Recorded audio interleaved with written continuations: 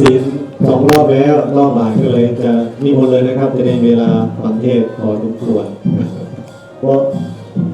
เมื่อวันฉันอิ่มแต่ที่ได้ว่าเอายองพร้อมกันเด้ออะระหังสัมมาสัมพุทโธภะคะวาพุทธังภะคะวันอภิวาเทมิสวากขาโตภะคะวะตาธัมโมธัมมังนามัสสามิสุปฏิปันโนภะคะวะโตวะกสังโฆสังฆังนะมามิพระมะจโลกาทิปติสัมปติกาทัญชลิอาทิวรังอาญาจทานสันติทัสสันตาปราชังคชาติกาเทเสตุธรรมังอนุกัมปิมังปัจฉังนิมนต์ถวาย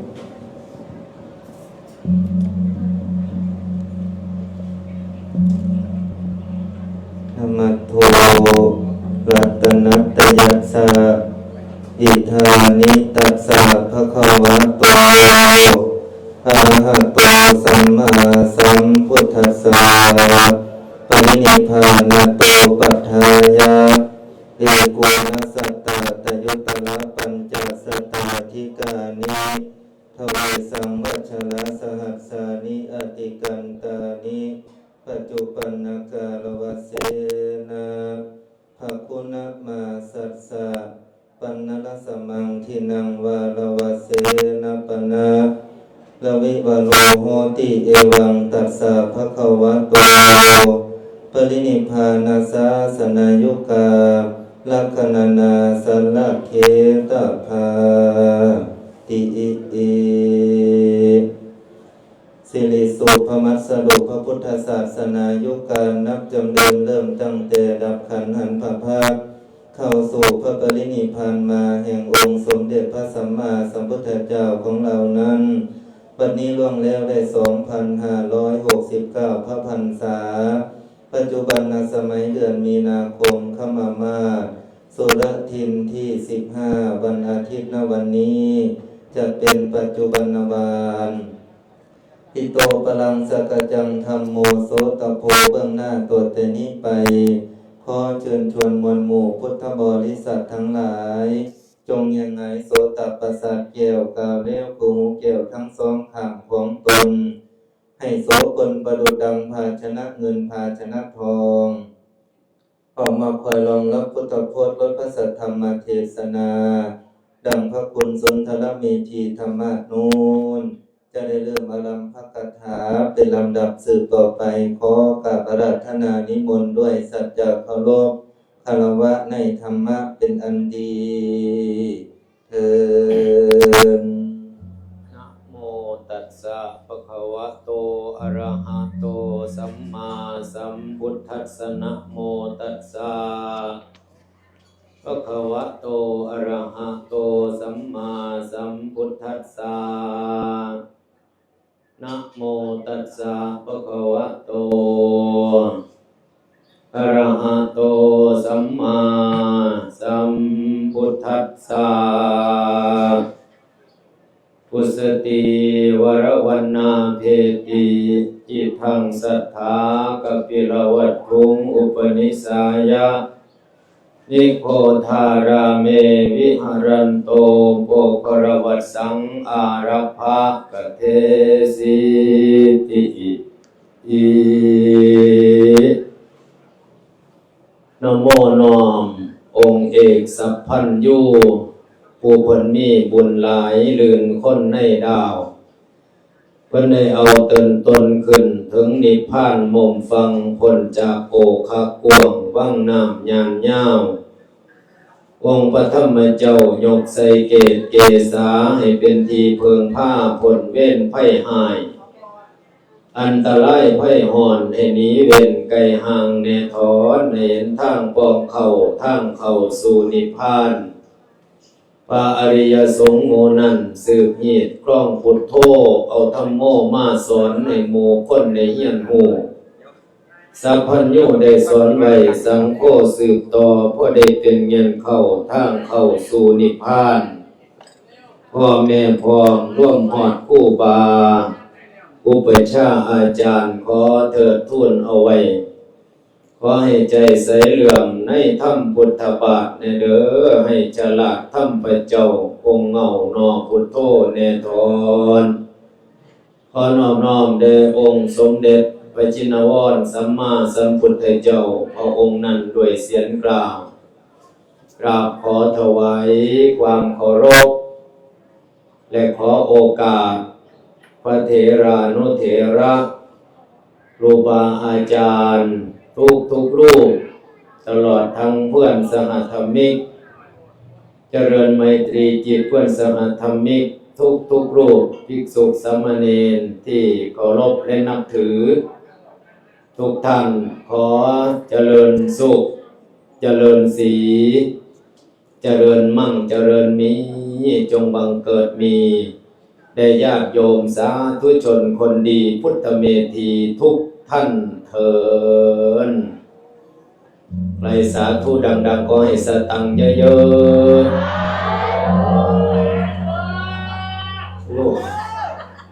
ๆสาธุอีกทีขอให้ถูกหวยลอตเตอรี่รางวัลที่2เอาสาธุเอาบนมือนะเฮาเนาะสาธุขอให้สุขภาพแข็งแรงทุกท่านทุกคนเด้อเจริญพรโยมพ่อโยมแม่พี่ชายน้องสาวเพื่อความสะดวกสบายขอท่านทั้งหลายเอามือลงเจ้าค่ะฟังสบายเด้อบุญบ้านเฮาก่อนอื่นต้องขอโอกาสอาจารย์พระมหาใจเขมจิตโตด้วยความเคารพอย่างสูงยิ่งขน่อยแล้วก็เมื่อนี้มีอาจารย์เจ้าคุณหลายรูปหลายองค์มาร่วมฟังเทศน์นำอาจารย์เจ้าคุณศรีวชิรปัญญาพรท่านอาจารย์เจ้าคุณเมธีวชิรกวีหลายรูปหลายองค์เมื่อนี้ครูบาอาจารย์เมตตามาร่วมบุญพระเวทเอาบุญพระเวทฟัง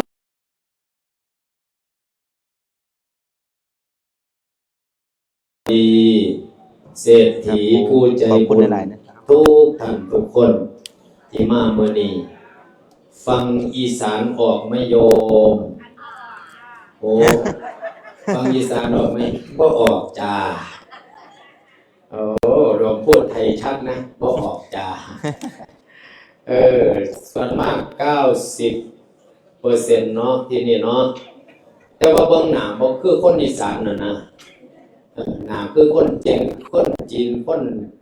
ย้วนไปซั่นนี่นี่แต่บ่เป็นทหารเนาะปุยลุยปีลีโดยเฉพาะพ่อกรมนี่เพราะฉะนั้นมื้อนี้ญาติโยมหลังจากที่เฮาได้มากินข้าวร่วมกันที่แรกได้มาถวายทานเนาะโยมพ่อโยมแม่ถวายทานเสร็จแล้วเราทั้งหลายก็มาได้กินข้าวกินน้ำร่วมกันให้เกิดความหักความแท่งความเอื้อเฟื้อเกื้อกูลความแบ่งความปันนี่บุญพระเวทคือบุญเอื้อเฟื้อกันบุญพระเวทคือบุญหักแท่งกันบุญพระเวทคือบุญสามัคคีกันพี่น้องจากบ้านไกลบ้านไกลโดยเฉพาะตรงนี้คณะ14วัชนะสงครามโดยอาจารย์พระมหาใจของเราเป็นศูนย์รวม ใจของไทยอีสานที่อยู่ในกรุงเทพนะได้มาเบิงมาแล่มาซอยมาเหลือมาเกือมาหนุนเป็นพี่เป็นน้องหักแท่งแบ่งปันนี่แม้แต่คณะมโหรีมานั่นโอ้ยอาตมาชื่นใจลูกหลานคณะแค้นวงคณะมโหรีนี่แต่คนรุ่นใหม่นักศึกษาพร้อมกันนี่ได้มีการเสพงั้นมีการประดับประดาแต่งทุ่งช่อทุ่งชัยได้ยินอาจารย์พระมหาใจของเฮาได้เว้าเรื่องเครื่องกิญาโมซาคาถาพันแล้วโอ้ยครบถ้วนกระบวนความทั้งหมดทั้งมวลเฮ็ดด้วยความศรัทธาญาติโยมทั้งหลายดังที่อาตมากล่าวว่าบุญพระเวทนี่เป็นบุญความรักเป็นบุญแห่งความสามัคคีเป็นบุญแห่งความเอื้อเฟื้อเป็นบุญแห่งความเกื้อหนุนเพราะคุณอาจารย์พระมหาใจของเรานี่ได้เฮ็ดเพื่อลูกเพื่อหลานเพื่อลูกพระลูกเน้นคนรุ่นใหม่พร้อมกันนี่ฟังเทศน์แล้วมีการถวายทุนการศึกษาพร้อมโอ้เห็นแล้วก็ปลื้มใจดีใจฉะนั้นน้ำพ่อน้ำแม่พี่น้องเอื้อยอ้ายซ้ายพี่ได้มาร่วมกันกระทำบำเพ็ญบุญมหาชาติในมื้อนี้วันนี้ขออนุโมทนาสาธุการเป็นหยังเฮาเฮ็ดทุกปีเด้โยมสังเกตว่าตั้งสองข้อสังเกตว่าเราทำบุญมหาชาติเนี่ยเราทำทุกปีเราจัดทุกปีจัดก็จัดเหมือนเดิมเทศก็เทศเรื่องเดิมเห็นบ่เทศก็เทศเรื่องเดิมถามว่าทำไมล่ะถึงจัดทุกปีและทำไมถึงเทศแต่เรื่องพระเวสสันดรเพราะเรื่องพระเวสสันดรนี่น่าฟังแล้วได้อัดได้ทำฟังแล้วได้ข้อคิดมากมายนะทั้งเป็นหัวหน้าครอบครัวทั้งผู้เป็นภรรยาทั้งผู้เป็นนักปกครองอยู่ในเรื่องมหาเวสสันดรทั้งนั้นความรักความสามัคคีก็อยู่ในเรื่องนี้ความเห็นแก่ตัวก็อยู่ในเรื่องนี้ความเห็นแก่ส่วนรวมก็อยู่ในเรื่องนี้ฉะนั้น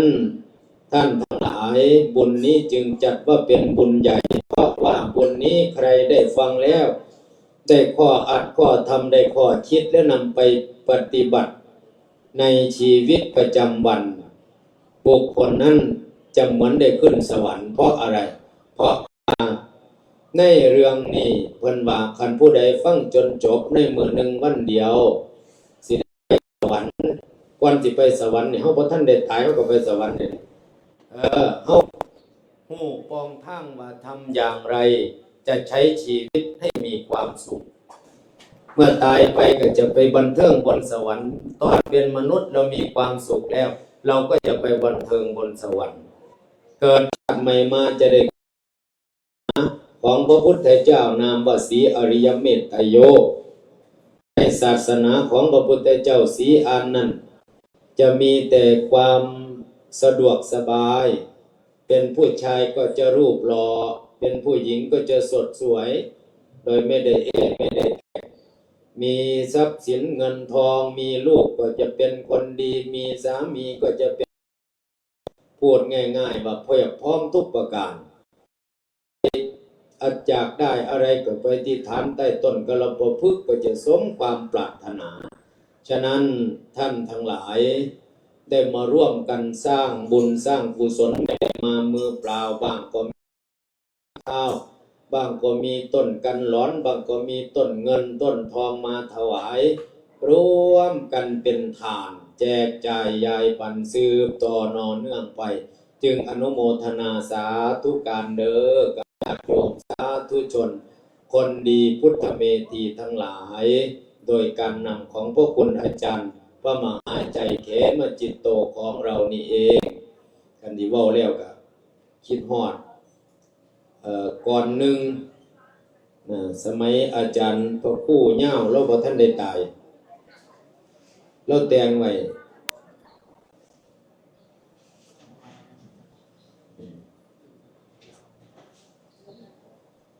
เราแต่งก่อนแหละแต่งถวายอาจารย์พระมหาใจของเฮาอาตมาไปสอกหาว่าซั่น อนนี้กำลังทรงกวนเดินทางอยู่ฟังกวนเลย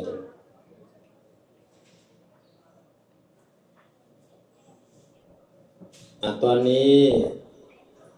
ผู้เป็นเจ้าภาพกันที่หนึ่งนี่แม่ชีอำพรนี่ถวายแล้ว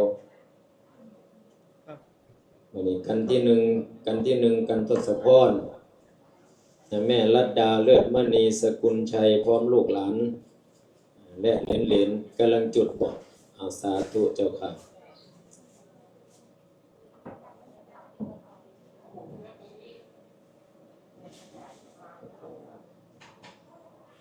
แลถวายอาจารย์เฮาก่อนสิแลมหาฉากคุณแม่จุดเทียนแล้วก็เชิญนั่งเด้อคุณแม่อาตมามาเทศน์ตะโดนบ่เคยเห็นเรามากับลูกกับหลานคุณแม่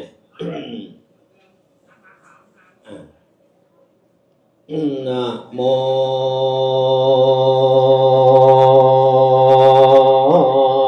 ตัสสะภะคะวะโตอะระหะโตสัมมาสัมพุทธัสสะ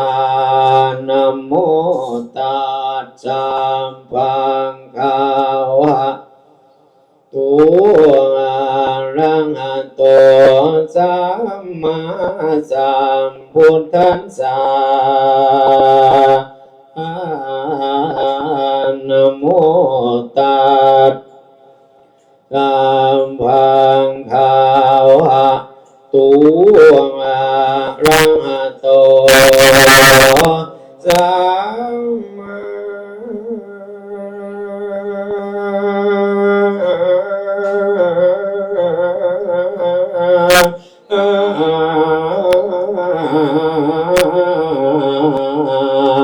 สั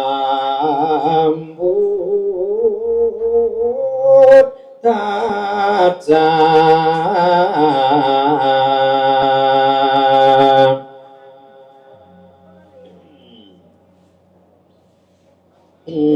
บัดนี้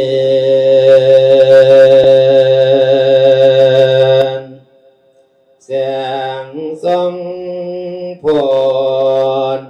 ฟ้าที่มนกะลาจางหมอกบางมุ้งมิดคอยละเหยเผยแจ้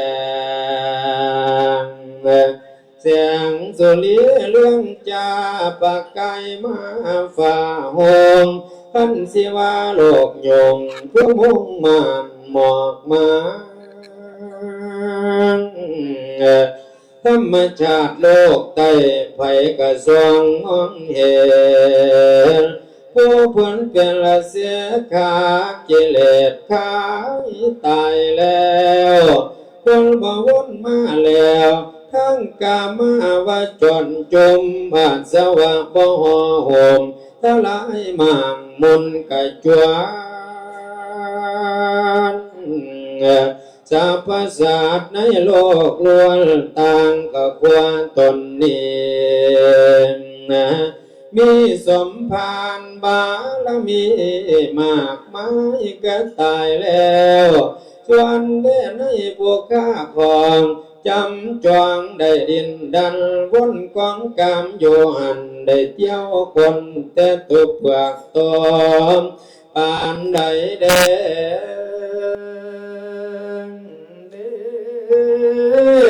จังสิมุมได้แต่จมภาวนาเอาคาถาองค์พระสวดเพียรเลี้ยนไว้คาถาธรรมมีให้บาลีไข่แจ้งกระจ่างไฟเห็นทั้งไฟโจบ่เวกเขาระวังของเอลธรรมะที่ถูกต้องตามปองของไข่ตาเป็นศาสนาในภาคภาษาผู้เห็นทั้งสอนสิยึดตามหลักบาลีคำพีเข้าแต่กันก่อน ไปตามพ่อเฮาสอนคันเมียนแก่บ่ได้สิไปพ้นบ่ฮอนเปีย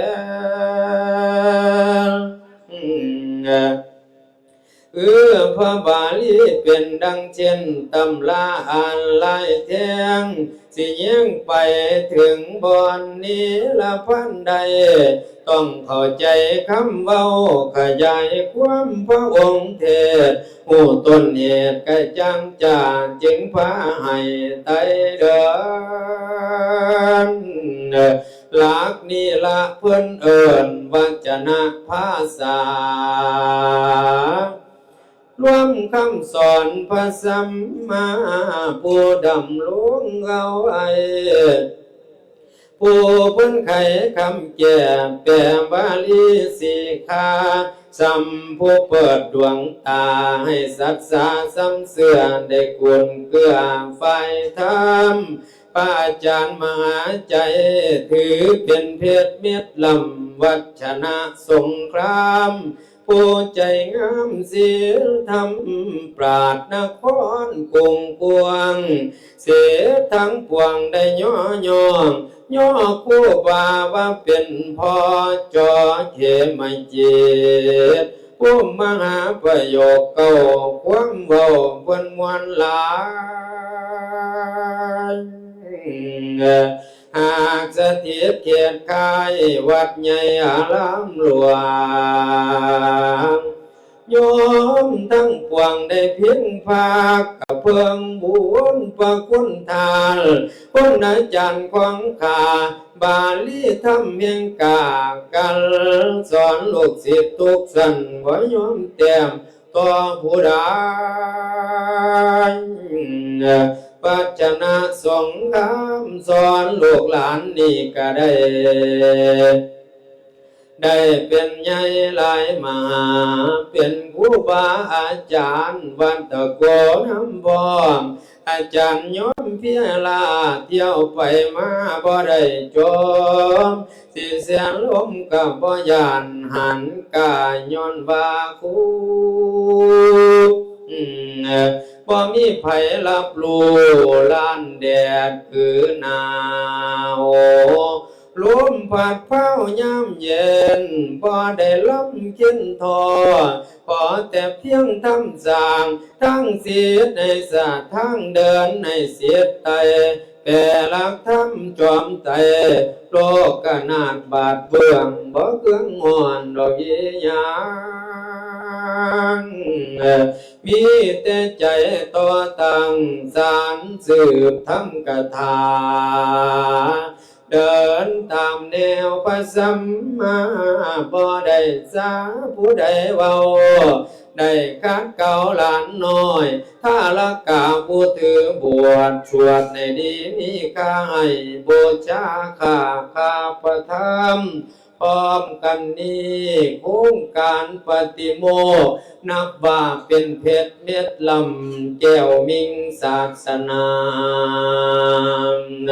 พระอาจารย์มหาได้เริ่มทำเอาไว้สืบสานปาณิธานให้ศาสนาไทยได้ตั้งต่อเดินตามรอยสมเด็จพ่อหอดศรีลังกาทินพูนไปสวดแล้วยกถวยเมื่อนี้นั้นศาสนาโยมก็รวมกันอีกด้วยตั้งแห่งพระบาลีศิษยานุศิษย์มากมายเก่าหลายทีมาเฮ็ดบุญอยู่นี่วัชนะคณะ14อนุโมทนาให้ลูกศิษย์นั้นได้ดีพร้อมญาติโยมพี่น้องสมปองล้วนผู้สุขในเบื้องต้นอาตมาได้จาคานว่าเพื่อแลกถวายเพื่อสมภารถวายอาจารย์ผู้บุญล้นสาธุชนเหนือไตโยมทั้งหลายกะลือสาพ พร้อมทั้งตัวตมาถวายเสียงมือนี้กระสวดเปิมที่แสดงนั่นดอกนาศรัทธาอยู่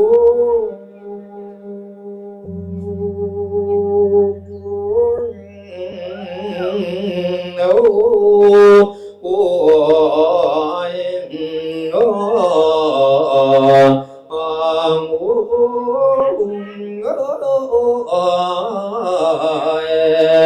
เด้อ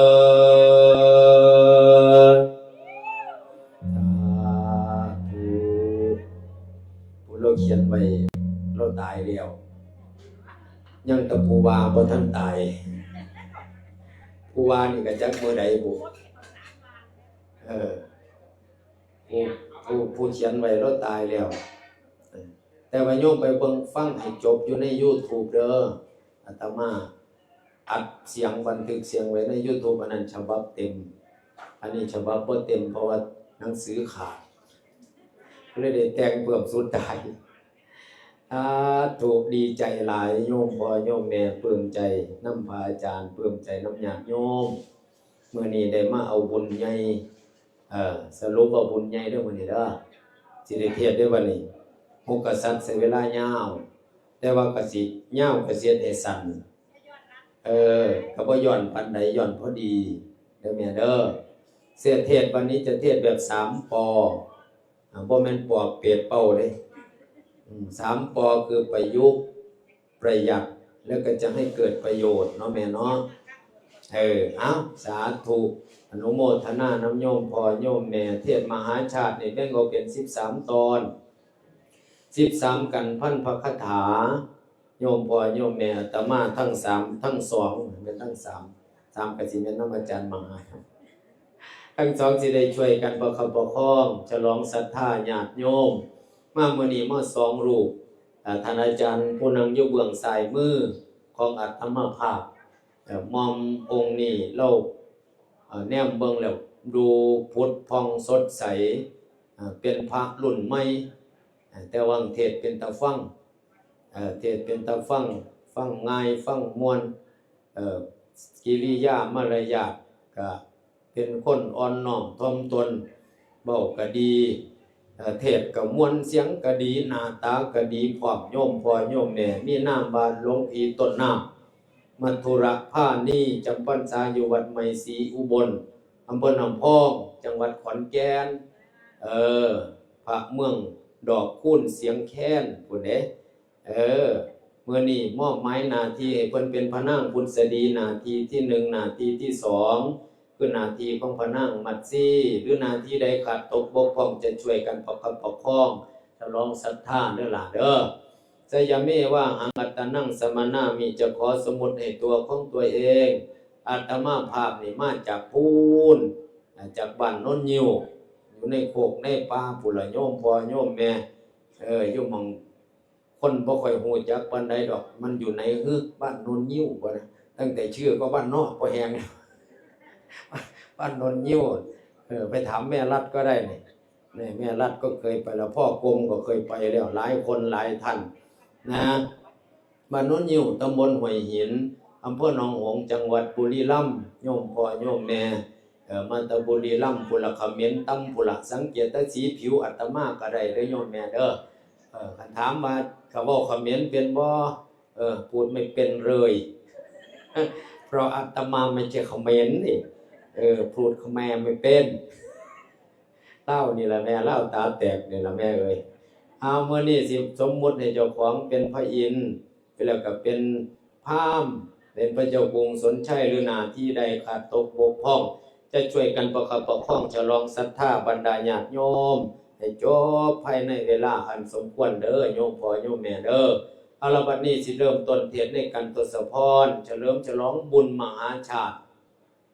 ใจกลางกรุงเทพมหานครโอ้ยอ่อนซ่อนโยมพ่อโยมแม่บัดนี้หันมาฟังเทศน์ในกันทศพรประดับประดาไปด้วย19พระคาถาโพสาทโวดุลาสปุริสาทั้งหลายขอเชิญสาธุชนออกตนพุทธบริษัทญาติโยม หันมาฟังในเรื่องเวสสันดรได้เอื้อนแอวในตอนที่หนึ่งคือกันทศพรขอเรียนเชิญพ่อแม่พี่น้องหันมาฟังบนเบื้องพระนางลาพุทธดีนางนาเพิ่นสิออกปากตานจาเว้าว่าจังไดขอเชิญเว้าสู่กะโยมนิมนต์ขอหน่อย เอสาจันทนะจุเนนะบูชาตุมเหสุเมคตาตุมหาทิตัสสะพุทธัสสะมาตาเหตุสังอนาคเตอิอิอิณบัดนี้อาตมาภาพผู้ได้รับแล้วซึ่งญาจนกรรมคำสมมติสมัญญาฉันทานุมัติจากพระคุณจากธรรมะโน้นเสนโยกยศอนตำแหน่งให้อาตมาภาพรับตำแหน่งแสดงแทนหน้าที่ของพระนามพุทธดีสืบต่อไปมีเนื้อในใจความว่าในอดีตการชาติอันพันพระจอมธรรมวิปัสสีบังเกิดมีในโลกานาคราเมืองหนึ่งนั้นมีชื่อว่าพันธุบดีมีพระราชาพระองค์หนึ่งพระนามว่าพันธุมาลาพระองค์มีสองนาถราชบุตรีครองบุรีเป็นสง่าชาวเมืองเขาส่งมาซึ่งแก่นจันทร์และสุวรรณดอกไม้ทองของบูชาพันธุมาราชมอบให้นาถสองบุตรีไปบูชาวิปัสสีพุทธเจ้าคนที่เล่าปรารถนาเป็นมารดาของพระโคส่วนคนเล็กตั้งมโนขอให้ลายบุภาเกิดขึ้นในอุระจะได้สูงคันสิ้นมูลปณิธีกว่านี้ไปได้นานพันคนเล็กนั้นเกิดทันศาสนากับสัปปะได้ฟังจบพัตตานุโมทนาไมลายลักษณะปรากฏอยู่ชื่อราชธาราชกุมารีส่วนคนที่ไม่ได้ดีถึงเพียงนั้นเรียกตามชั้นสุธรรมาในพยากิงกิสลาเมื่อสิ้นชาติสุธรรมาได้ไปเกิดเป็นอัครมเหสีขององค์อมรินทร์อินทาธิราชผู้เป็นปราชญ์อยู่เมืองแดนสวรรค์พระอินทร์ทรงเรียกพระนามเธอไว้ว่าพุทธดีกัลยาณีอันสูงสักดิ์อมรินทร์ลักษณ์เหมือนในยเนตรอยู่ในเขตดาวดึงส์ถึงช้านานก็มีนาคาละขังนานสักโกเทวราชาปุญญังบุพนิมิตตังอายสิวันนี้จะกล่าวถึงหน้าที่ของสักกลินจอมมนินยินทาเทวราชผู้เป็นปราชญ์ในอมรแมนแดนสวรรค์กล่าวถึงปัญจบุพนิมิตเหตุของพยาวเรศพุทธดีวานางจะสิ้นบุญญาราศีบารมีที่สร้างมาจะเคลื่อนคลามไปบังเกิดถือกำเนิดในเมืองโคนพระองค์ทราบตามนุสนจึงชวนพระกมลพุทธดีไปพักยั้งยังวิถีนันทวโนทยานขันพนางเธอตื่นจากบรรทมในแผ่นที่พระองค์จึงยกเอาปัญจบุพนิมิตมาสนทนากับน้องนางเธอว่าพุทธดีเนี่ยอย่าเผลอประมาทนะนางจะละวิมานทองทั้งข้าวของและเงินตราวาสนานางสิ้นแล้วจะเด็กแล้วเศร้าโศกานางพญาต้องการพรเป็นคำซ้อนสิ่งอันใดมรณะคือความตายจะเวียนว่ายเป็นไม่อยู่เหม็นสมบัติในชมพูจะแหลกเปลี่ยนหรือไถ่ถอนจะอ่อนวอนสักพันปีไม่ใยดีเหล่านะพุทธดีผู้เจริญพุทธดีฟังวาจีสามีตัดเกิดอึดอัดในหาไทยใจกังขาจึงทูลถามตามคำเตือนพัสดาหยาดน้ำตาร้องไห้แสนอาวรณ์เสด็จทีส่วนหม่อมฉันมายั่งสวนนันทวโนทยานมุนีสีหนาบ่ซึนพระไทยได้ยินแต่ว่าเบิดปากตายแม่นเหตุเหล่านี้สิเกิดขึ้นกับไผน้อเสด็จทีได้ยินว่าเบิดได้ยินว่าตายเมียนเพคะเหตุนี้สิเกิดกับไผวะติละม่อมน้องยังสงสัยอยู่อันข้ามาหมดข้ามาตายนี่มันบ่ได้แก่ผู้ใดแล้วล่ะผู้ใดที่มันก็ได้แก่บางอ่อนหลาบกัลยาเมียพีพุทธดีผู้นี้สิตายเสี่ยงคู่สุแนวพอซะง่ายๆเจ้านี่เบิดบุญแล้วลงไปเกิดซะล่ะเอ้ยม่อมฉันนี่เบิดบุญแล้วเบิดบุญแล้วเบิดบุญก็บ่ยากเด้อล่ะพี่บ่ยากของได้องค์อินทาธิราชผู้เป็นปราชญ์เมืองแม่นแดนสวรรค์ไปดังมีบุญญาบารมีกว้างใหญ่ไพศาลบ่ว่าก็ซ้ำแหละเสด็จพี่พระอินทรากับปันบุญแบ่งบุญให้ม่อมน้องจักเครื่องจักกางพอได้อยู่เมืองสวรรค์ต่อในเพคะเจ้าก็เว้าปันหมอลำเนาะล่ะผู้วางซั่นผู้ใดทราบว่าบุญมันปันกันได้จังนี่แต่เงินยังแจกยังให้กันได้เนาะอันนั้นเงินโ บุญกับเงินบ่คือกัน บุญกับเงินมันบ่คือกันเจ้าบ่เคยได้ยินติ ได้ยินอันใดพี่ ครูบาอาจารย์เพิ่นก็บอกอาจารย์มหาเพิ่นก็ว่า เพคะ บุญนี่บ่มีไผปันแจกบ่หันแยกออกได้คือไม่พากลาง โอ้ คือจังเฮากินข้าวเฮากินเนาะก็อิ่มบ่หันไปอิ่มท้องเขาบุญผู้ว่ากินการจำศีลฟังธรรมเพื่อกันบ่มีได้ก็แม่นไปเป็นไข้ไปเป็นก็ลำบากบ่หันไปยากหย่งเขาบุญบ่เป็นหน้าเป็นวันเอา โอ้โหโอ้บุญนี่เป็นปุ่มเป็นพ่วงดีเนาะ บุญน่ะมันปันกันบ่ได้มันบ่แม่นคือสิ้นขายตามตลาดบ่หอนปากออกได้คือสิ้นเป็นกิโลเพิ่นวางหรือ โอ้ คันอยากได้ก็ไปหาเอาเองไปเฮ็ดเอาเองไปทำเอาเองอยู่เมืองมนุษย์โลกเด้อล่ะเด้อ บุญกุศลผู้ใดเฮ็ดผู้นั้นได้ ถูกต้อง ผู้ใดไปผู้นั้นฮอด มัน ไผผู้จอดอยู่นิ่งบ่มีมุมข้ามฟังชนคือเพิ่นว่านั่นติพี่ ถูกต้อง พระเจ้าพี่เอ้ยขั้นบุญปันกันแบ่งกันบ่ได้จังซี่ มอมฉันบ่อยากลงไปแล้วเมืองโลกกามนุษย์โลก มีแต่ความโศกแค้นสิจำห่างกันไปเกิดเมืองมนุษย์เมืองคนจังสี่ยันไปทุกข์ไปยากไปลำบากสะดวกเสด็จพี่ เอาหมายความว่าเจ้าไปเกิดย่านเจ้าไปเกิดหมองทุกข์ ย่านไปเกิดหม่องทุกข์ ย่านไปพ่อหมองอันย่านไปเกิดอยู่แถวบ้านน้องจานพุ่นติล่ะ แม่นหยังบ้านน้องจัน ฮะบ้านน้องจานก็รอบ้านน้องถวยนี่ น้องจันใช่แดนสุดติ แต่บ่เคยได้ยินที่เขาว่า ได้ยิน นี่คือเสียงจากคนชายแดนต่างจังหวัดนี้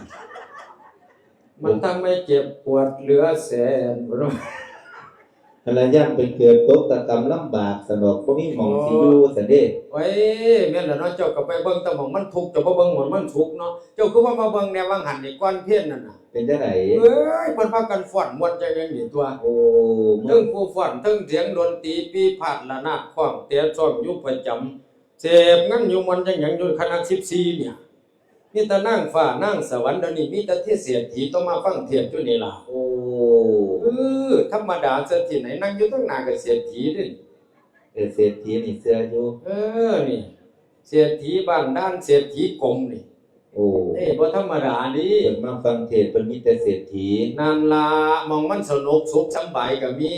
เมืองฟ้าเมืองคนก็ต่างกันเมืองคนนี่สุขจังไดเสด็จพี่ เมืองคนนี่สุขเจ้าบ่เคยได้ยินเพิ่นว่าติ บาจังไดเพคะ สุขโขแม่นกี้หนังสุขขังนี่แม่นไข่ น่ะ สุขไตนี่แม่นหมอด อืม สุขพรแม่นหมอหนึ่งหมอแกงสุขแดงนี่แม่นหมักผีพวน อืม สุขนี่สุขนวลแม่นสิ้นแห่งเผาไฟ โอ้ สุขสอสุขใสแม่นบักหว่าสีส้มผู้ จ้ะ สุขบ่ขูนั่นแม่นหมากเขียวคืน โอ้ สุขยังสุขมื่นนั่นแม่นแกงเห็ดเพิง อืม สุขเคิงนั่นแม่นหมากแตงโมสุขปีกสุขโหนั่นแม่นน้ำไตตออ่อนเป็นยังบาน โอ้เมืองมนุษย์เมืองคนนี่มีแต่แนวสุข เจ้าบ่เบิ่งติยังมื้อแลงนี่สุขบ่สุขนี่ตรงข้ามของอาจารย์มหานี่ ๆเป็นจังได จะมาลองรับต้องติ โอ้อันนี้คือสุขเมืองมนุษย์ ยังว่าอยู่จังได๋อาจารย์นอนได้เนาะซั่นดอกชินแล้วล่ะว่านะว่านั่นแล้วมองสุขก็มี พระเจ้าพี่เอ้ยที่เสด็จพี่ว่ามันก็สุขอยู่แต่ว่ามันเป็นสุขทางใจสุขชั่วคราวซื่อๆมองน้องบ่ปรารถนา บ่ว่าปรารถนาดอกสุขมื้อนี้ว่าติ เทพข้าบ่อยากได้ เจ้าปรารถนาสุขแนวใด ก่อนมอมฉันสิลงไปอีหลีให้มอมน้องนี่ขอของดับของดี เมืองฟ้าเมืองสวรรค์ติดตัวลงไปเกิดนำ เจ้าอยากได้ของดี แม่นเพคะ เจ้าอยากได้พระคุณแผนสิ คุณแผนก็บ่อยากได้ อยากได้หยังพระจริงกับพวกกรมเรามาถวายทีบ่แลก ถ้ากินพระนั่งก็บ่อยากได้ เจ้าอยากได้อีหยัง ของดีเมืองฟ้าเมืองสวรรค์ที่ศักดิ์สิทธิ์ที่สุดก็คือพรเพคะ โอ้ยบัดได้แล้วเที่ยอยากได้แนวท่าหน้า บ่แม่นอยากได้ขีมพรเด้เสด็จพี่ เอ้า คนละพร เอาคนละพรติ แม่น เว้ยว่าแม่นอยากได้แนวท่าหน้าเนาะคือ บ่แม่นมอมฉันอยากได้พรทิพย์พรวิเศษ ว่าอยากได้พรที่พรพิเศษของดีพระกินเนี่ยละเมียดให้เสกให้ได้นะว่าติ แม่นเพคะ เอาบ่ยากดอกละ เฮ็ดจังไดพี่ ขอซะแล้ว โอ้ ขอเป็นขอบ่เป็นเสียงยาวๆสู่พี่สู่น้องสู่พ่อใหญ่แม่ใหญ่โยมพ่อโยมแม่ ให้เพิ่นได้ฟังนำกันว่าสิขอมีหยังแหน่ฟังสุปีดอกจริงลืมเบิดแล้วล่ะเนี่ยจำบ่ได้ดอกเนาะแม่นบ่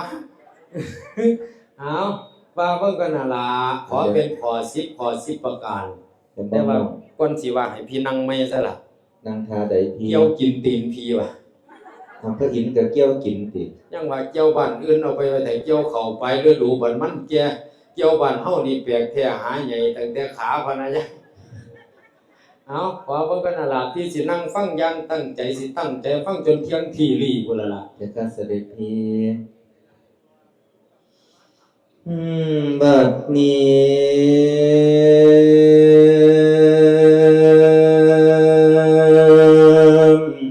เสิงบทก่อนสุนทรบานประพันธ์ก่อนที่เหตุเรื่องพระเวสสันดรเป็นประเพณีไทยชาวอีสานเขตบ้านพากันสร้างทุกปีเดือนน้ม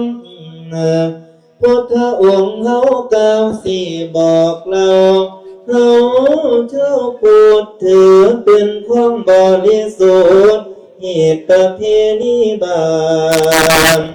หลานสิทธิ์ขอใครตานในนาทีเยาวมันพุทธดีแม่เนื้อของตอนสถิตเนาคงปังสวรรค์สันฟ้าน้ำพงเจ้าพี่พระอินทร์ปัญจบุพนิมิตตังคือความตายนี่เสียนได้ลงสู่เมืองมนุษย์ด้วยบุพามาลากะเหี่ยวหวยลอยหลวงสีและส่วงกะสุนเศร้ากลายเป็นโนของเก่าพระผู้สาความลงเย้าพุทธดีน้องแก้วก็เลยเศร้าเมียนเก่าพาเสียโทกับคุณมัวไหลออกจากพระกัจฉาเห็นศิลาท่วงทิพย์ก็เกิดเคียงเลยกันด่างด้วยเหตุมีเดียบางขันวันนั้นจึงตามต่อพี่นางเอ๋ยตั้งแต่กี่ดินจียังได้ย่อดินขอยังได้ปั่นน้ำกันบ่ได้ขาดทั้งตาบาดในหยาดน้ำกะวังรวมความบุญกุศลเฮาเคยได้พระท่านเคยได้แต้มเป็นผัวหักเมียเพียงตั้งแต่ปางก่อนกี่สั่งจำให้ห่างกันอาศจรรย์ใจเด็กคันเว้นมีแต่ศาสตร์ก่อนนอนกันนอนบ่ได้คิงกระดังเคลื่อนแขนพระอาทิตย์พร้อมดอกไม้เหี่ยวบ่มีหอมดอกกระโยมบ่มีบานคันมนมองสวนเศร้าก้าวถึงองค์ที่มีเจ้าพุทธดีทรงศพโลกสวรรค์บ่เที่ยงมันสิหันคงว่าสู้ดีเรอก่อนพระนางสิสิ้นชีวาชีพสังหรณ์ขอพระองค์ประทานพรให้แก่นางผู้วันตาล10ประการพระพรแก้วพุทธดีน้องขอพี่ขอหนึ่งนั้นย้ำไปเกิดในโลกอีมนุษย์โลกโจกโลกฟ้าพาลาล้นให้เลี้ยมบังเนื้อให้พระนางได้อยู่อย่างขันดังแถวบ้านหลังทอง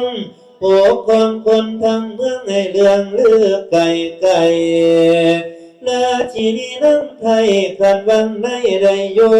ข้อสองผู้ขาดพวงก็คือเขียวให้กงงา จันทร์ผู้ดูจะดังดำพระจันทร์มองวันเพื่ออย่าได้เขียนเอาเองกระดังคุณสมัยนี้ปานพนุ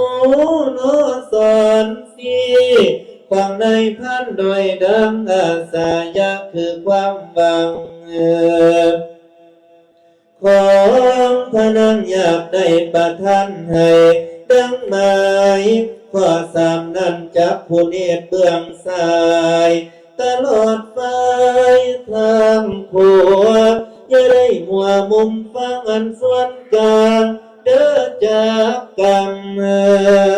บนในดำไม่ดำพี่สีดินโนดวงยอดบนขาวปอดกระดังดำให้งามโกผู้เบาโฮมให้ผู้ใสได้ห้องโอว่าทุกผู้เมียตะวันขอสีน้ำนมทานกระดังเดิมอยู่ถึงพี่ผู้สดีคือเขาประสงค์เอาได้เอื้อนของผู้สดีแปลว่าน้ำที่ถูกต้องอย่าลืมนองผู้ห้ามไล่ขอหานั้นย้ำผู้ขานี่ละได้ลูกคนใหญ่เปลี่ยนสายหมายว่ามีสมภารบาดผ่านเมืองทะเลลาชาวโลกกาได้มาพึ่งบารมีลูกมีเงินโทษสาเหตุหลักเองทั้งกษัตริย์ขัดเคียงละบินจากสาไก่เนื้อขอหกนั้นยังผู้ขานี่ละได้ทรงขาดผ่าคันทองบุตรนอนในคันอย่าได้โน้นเอียงเอียงเห็นเตชนชาวบ้านเขาคงมันทองไข่พุทธดีลงไปอย่าได้เป็นโนจังสันสวรรค์ฟ้าจงประทานความจิตนั้นทันทินบ้านโลกญาณเท่ามีดอกนี้แต่คนนมยันกระดังถุงกาแฟห่างสำหรับนั่งให้กินแรงอยู่ไหมแข็งแรงอยู่ไหมจุ่มดอกขอบ กินข้าวอร่อยไหมเก็บไปแล้วก็คือการคำว่ายันจะได้พอผู้ใส่ยออย่าย้อนเส้นพอเปียกนั้นเกียสาขาผมปอดดำสวยงามสลวยเมื่อยร้อนวันละมุนเอาหายอย่าเลี้ยงไปจิบนาชาลามากาคือเก่างอกมาเสียมอย่าได้เว้าอันเท่าน้ำเปียกปนขอเก่านั้นย้ำข้าเข้าสู่รุ่นสุนเกชาลาการกายสังขารชวีวันดังสวรรค์ถึงฟ้าขอสิทธิ์นั้นขอให้ปัญญาหาแหลมเด้อสมสวนโหจักการสำนวนบรรเทาทุกข์โศกโศกข้าโปรให้ปลอดภัยขอให้ข้านี่ละได้ตั้งอยู่แห่งสงสารจักรวาลเมืองคนได้บ่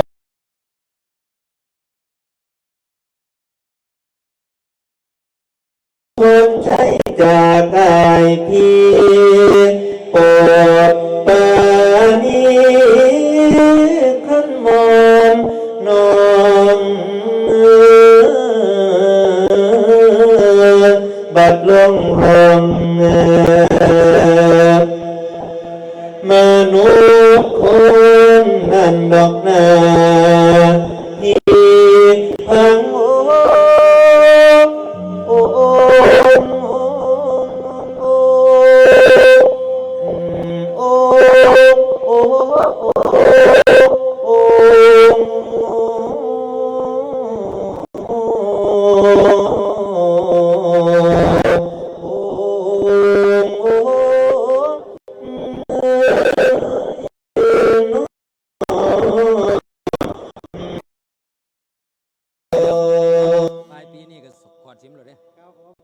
พระเจ้าพี่เอ้ย10 ข้อ10 ประการที่น้องปรารถนาประสงค์อยากได้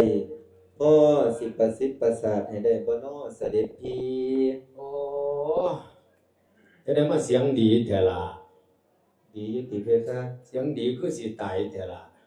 เสียงคนเบิดบุญเสด็จพี่โอ้ยพี่ละคิดพ่อคิดพ่อได้คิดพ่อไปเทศเมืองขอนแก่นเป็นจังได๋พี่ไปพ่อพี่น้องเมืองขอนแก่นก็ฟังเทศดีเด้เพิ่นฟังดีเนาะคนไทยเชื้อสายจีนโอ้ไปพ่อเชื้อสายจีนเจ๊กเมืองขอนแก่นก็ฟังเทศพระเวทซั่นแหละโอ้ฟังเทศแลซั่นแล้วเป็นจังได๋บัดนี้มนต์พระไปเทศนี่ล่ะเทศมื้อนั้นก็เทศเลี้ยงลาวดีเนาะโอ้กำลังพอเทศแล้วว้ายองค์นี้ก็เสียงดีคักเนาะพะนะผู้เป็นเจ้าภาพเพิ่นก็ย่อมตัวเจ๊กเมืองขอนแก่นเพิ่นจีดีใจได้พระเสียงดีไปเทศพะนะแม่องค์นี้ก็เสียงลีปังมาพะนะองค์ทั้งนี้ก็เสียงลีปังมาพระองค์น้อยๆเทศบ่ลีคือขี้นี่โอ้แต่เจ๊กตีโอ้ยอันเสียงดีคักเสียงดีแน่นี่บอกเขาว่าเสียงดีคือสิตายอันคันว่าเสียงดีปานนี้เจ้าขอเขาว่าหั่นนี่มอมน้องขอ10 ข้อ10 ข้อเพคะข้อที่1บางใดก็คือมันเป็นสีหลงข้อที่1มอมน้องอยากได้เป็นเมียพญาอยากได้เป็นเมียพญาเกิดในตระกูลพระราชาเพคะข้อที่2เด้มอมน้องปรารถนาอยากได้คิ้วโกงเพคะอยากได้คิ้วโกงเสียวโกงขึ้นหรือโกงลงเอาคิ้วคนกับโกงลงก็เสด็จพี่เอาโกงลงติโกงลงงามๆคือคำสอนธนูนายพรานนี่เพคะได้บ่ยากแม้แต่น้อยเดียวข้อที่3เด้ล่ะมอมน้องนี่อยากได้ตาดีตางามอยากได้ตาดีบัดยามเฒ่ามาบ่อยากให้ขาวขุ่นมั่วบ่อยากให้ผ้าบ่อยากให้มั่วบ่อยากใส่แว่นซั่นล่ะเพคะอย่าว่าซั่นแหมอย่าว่าบ่อยากใส่แว่นแหมเป็นหยังล่ะมันถือพี่พระอินทร์ก็ใส่แว่นติโอ้ไม่เห็นหูเนาะต้นเนาะขอต่อไปได้ล่ะมอมน้องอยากได้ซื้อเก่าเว้ยมาบ่ม่วนเถอะบุบ่ม่วนจะได้ซื้อดีซื้องามปานนี้ดีจังได๋ซื้อเก่าว่านี่แม่บ่ดีหม่องใดพี่เว้ยจังน้อยคนก็สิเอิ้นเด็กหญิงเก่าแม่นบ่ไปฮอดโรงเรียนก็เด็กหญิงเก่าใหญ่ขึ้นมาก็สิเป็นนางสาวเก่านี่บัดแต่งงานก็สิเป็นนางเก่าเฒ่ามาก็สิเป็นแม่ใหญ่เก่าตายไปก็สิเป็นสังเฒ่าเก่าซื้อมาสิบ่ม่วนโอ้ยคนละเก่าดอกพี่เก่าจังได๋ซื้อทุกสดีคือเก่าโอ้ติจักแล้วว่าอยากได้ซื้อเก่าเนาะก็เป็นว่าเด็กหญิงเก่าเด้อเดี๋ยวนี้จักแล้วน้องจิ๊บเชอรี่น้องวายบ่สิซื้อน่ะบ่ม่วนพอพุทธสดีดอกเพคะม่วนแล้วโอ้บ่ม่วนดอกติบ่สู่พุทธสดีดอกพุทธสดีนี่เนาะเพคะเอาได้เลยบ่ยากแม้แต่น้อยเดี๋ยวขอต่อไปนี่ล่ะมอมน้องอยากได้ลูกผู้ชายอยากได้ลูกผู้ชายผู้ที่มีบุญหลายกว่าคนทั้งค่ายเป็นผู้มีบุญญาบารมีถูกต้องได้เลยขอนี้บ่ยากขอต่อไปดิขอต่อไปมอมน้องเวลาท้องเวลาม่านใหญ่ท้องไข่ท้องโน่นให้ท้องแว่ว้ายหยังยามมีลูกท้องบ่โน่นขึ้นลูกออกมาสิบ่ซ้ำสิกระตือแผลนี่ดิผู้สดีขอนี้มอมน้องขอเป็นพิเศษว่าติย่านบ่สวยบ่งามบ่เป็นตาเบิ่งเอาว่ายากขอนี้ขอต่อไปดิมอมน้องอยากได้นมเพคะอยากได้หยังก่ออยากได้นมโอ้ยเจ้าเสียวตามีหรือเสียวตามะลิอันบ่แม่นนมแนวนั้นเฮ้ยอยากไอ้เว้าเฮ้ยนมหยังเด้อเนี่ยอันนมพุทธดีนี่แหละบ่ให้มันย้อนมันย่านสะดอกย่ำเฒ่าย่ำแก่ไปแล้วนั่นน่ะเจ้าบ่ฮู้ถึงคือเก่านมย่านมีประโยชน์เด้อล่ะบ่ไปทั่วเลยถอดประโยชน์หยังพี่ย่านย่ำให้ยังสิได้ตากยา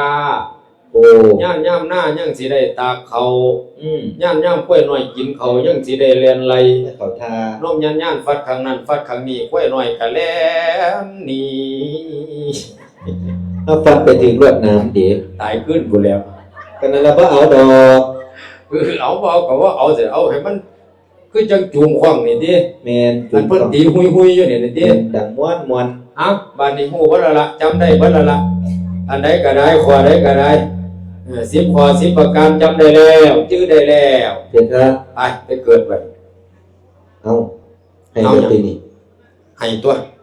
โอ้ยมาให้บ่สมหักสมแท่งกันมาหลายฝ่าหลายปีแท้เอามัน สิจำเป็นไหนจังว่าสมหักสมแท้อยู่น้ำกันมาจนปานนี้เสด็จพี่ก็สิบ่อะไรเอาว่อนบ่ได้ตนสงสารพุทธดีแน่ตี ที่ตนอยู่สงสารอยู่สิเฮ็ดจังได๋ บ่ห่วงหาแน่ตี สิวางได้ซะนะ ให้เสด็จพี่นี่ว่าเป็นเสียงยาวๆตัวเนาะ โอ้ให้ว่าเหย้าๆกว่านี้ได้แม่ติ ให้พรก็ให้เป็นยาวๆกว่านี้แน่ เอาให้เหย้าๆก็ได้บ่ยากแม่แต่น้อยเดียวเตรียมตัวละพรแล้วลงไปเกิด เถิดค่ะ สัพพิติโยวิ เส วา ด็จพี่ หยัง โอ้ยยาถาสัพที่บ่ทันอยากได้ดอกสิไปเฮ็ดนำอาจารย์มหาใจอยู่วัจนะสงครามพุ่นดอกสิไปรับพรยาถาสัพที่น่ะ โอ้สิอยากได้หยังฉะนะ เมืองฟ้าเมืองสวรรค์มอมน้อมบ่ทันอยากได้พรแนวนี้ อยากได้พรแนวใด อยากได้พรเสด็จพี่แหละเป็นเสียงยาวๆไว้พรอะไรเอาว่ามอมน้อมแน่สะดอก เว้าจังเว้าเจ้าอยากฟังพยินแหละ เถิดค่ะ เอาบัดเนี่ย นี่แหละอยู่แล้วแหละ แหล่แล้วตอนเนี้ย คนละแหละดอกพี่ เอาคนละแหล่เตี้ย นี่ เอาฟังเด้อล่ะเด้อ เอาประสาทพรมอมน้อมซะ เมื่อนี้หากเป็นวันตาฟังธรรมมหาชาติมวลโยมญาติทุกทวนได้หวนหูคู่ทุกปีที่วัชนะสงครามคณะ14โดยอาจารย์พระมหาใจนี้หากเป็นที่อมบุญจัดพิธีลงทุนกันก็บุญบ่มีเวลถือเป็นพิธีเยี่ยมประเพณีเจ้าดีเดลไปมาเห็นจะต้องโอนสิโยย่องยกเสริมจังว่าทุกยันเยินกับเพื่อนเอาโลกาหาที่ไหนบ่มีเทียมศาสนาใดอันว่าไทยเฮานั้นนัมเบอร์วันในโลกโยมไม่โยมโจกโลกใต้ลมฟ้าบ่มีแพ้ดอกแก้ไผขนาดฝรั่งเพิ่นเข้ามาบางหันนี่เพิ่นก็ว่า Amazing อีหลีโอ้ยเสียงแคนสุดยอดเพิ่นว่าโอ้ย Amazing อีหลีอ่อนส้นเดเพิ่นหวังพี่อ่อนส้นหายอ่อนส้นนี้ไปมาเห็นมือนี้ยังดีโลดโอ้โชค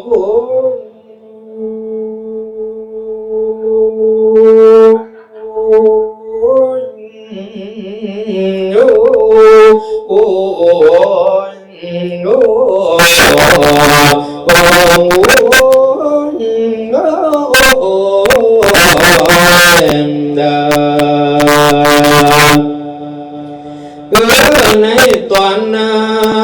นอันว่าพ้นใช้แก้ว10ประการที่นางวามานีที่ประสิทธิ์ประสาทให้พระพรแก้วดังประสงค์นั้นดอกเด้อแม่อนุ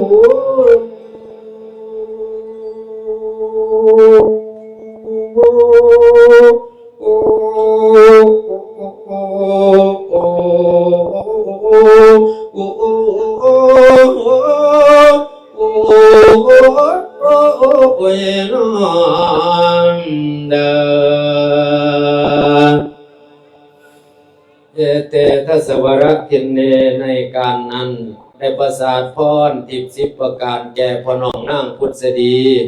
ไปลาไปขันลงไปแล้วไปเมืองมนุษย์แล้วอย่าลืมพีผู้คนพลอยไปแล้วอย่าลืมอายให้เมียฝ่าสู่สวรรค์กลับขึ้นมาเป็นผัวเป็นเมียกันใหม่เด้อล่ะเด้อ บ่ลืมดอกเสด็จพี่ อยู่บ่ลืมกับเฝ้าไปเฮ็ดบุญแล้วก็เฝ้ามาเด้อล่ะเด้อ เถิดค่ะ ผู้ในคนในโจกโลกฟ้านี่คือบ่มีจะดีสำเจ้าหาแท้ก็บ่มีดอกนางเอ้ยเอาไปสวัสดิ์เนี่ย พุทธดีฟังสุนทรอินทิราได้ประสาทพระพรชัยดังใจหวังก้มรับสัตว์ด้วยก้าวเศร้าใจจังก่อนจากวังอินทาอะไรอาวร ลงสู่กันของบางอ่อนมัทราช10 เดือนคาดคลอดออกมาสง่าโฉม16 ปีจึงมีคู่ไว้เจยชมคือพระยาบรมกงสนชัยในสีพีพระนางผุดสดีก็อยู่ด้วยความสุขกายสบายใจไม่อนาถรจะประการใดก็มีนาการะขังนานรับพร10 ประการแล้วขออนุโมทนานำเจ้าภาพกันทศพรและสาธุชนผู้มารวมฟังน้ำกันสุคนเด้อสาธุจบลงไปในกันทศพรประดับประดาไปด้วย19 พระคาถาบัดนี้ขึ้นในกันหิมพานต์ในกันนี้กล่าวถึงพระยินทาเทวราชได้ตรวจสอบพรทิพย์10 ประการ ว่าพระนางผุดสดีนั้นยังข้อไหนข้อใดยังไม่เต็มนางต้องการบทบริสุทธิ์มีศีลธรรมพระอินทร์ก็ไปอัญเชิญเอาสันดุสิตเทพบุตรพร้อมด้วยเทพบุตรเทพธิดาบริวาร 60,000 ลงไปปฏิสนธิในคันแห่งภรยาเสนาข้ามนตรีในมหานครเชตุรนสีพีเมื่อสันดุสิตรับเอาคำทูลเชิญอาราธนาแล้วก็ได้ลงไปปฏิสนธิในคันแห่งแม่สุพรรณผุดสดีเมื่อเข้าสู่พระคันแล้วท่วนทศมาศ10 เดือนเอาโพธิสัตว์มาอยู่ในท้องแม่ขนาดมาอยู่ในท้องซื่อๆก็อยากซอยเหลือผู้คนเฮ็ดให้พระนางผุดสดีอยากไปเที่ยวรอบพระนิเวศพระลานหลวงเพื่อตรวจสอบดูสารทุกข์สุขดิบของอาณาประชาราษฎร์เมื่อพระราชามหากษัตริย์เสด็จที่ใดที่นั่นย่อมอุดมสมบูรณ์ถนนที่เคยเป็นหลุมก็หายไปต้นไม้ใบหญ้าที่เคยรกร้างก็ทำให้เป็นถนนหนทางที่สะอาดสะอ้านเช่นกันกับพระมหากษัตริย์ของเรานี่ละโยมเสด็จไปที่ใดย่อมนำความอุดมสมบูรณ์มาสู่ที่นั้นพระนางผุดสดีก็เช่นกันเมื่อไปถึงตอกซอกซอยพ่อค้าลมกรรมมัชวาตาเกิดปั่นป่วนไปชวนคันอยากจะคลอดเราพอ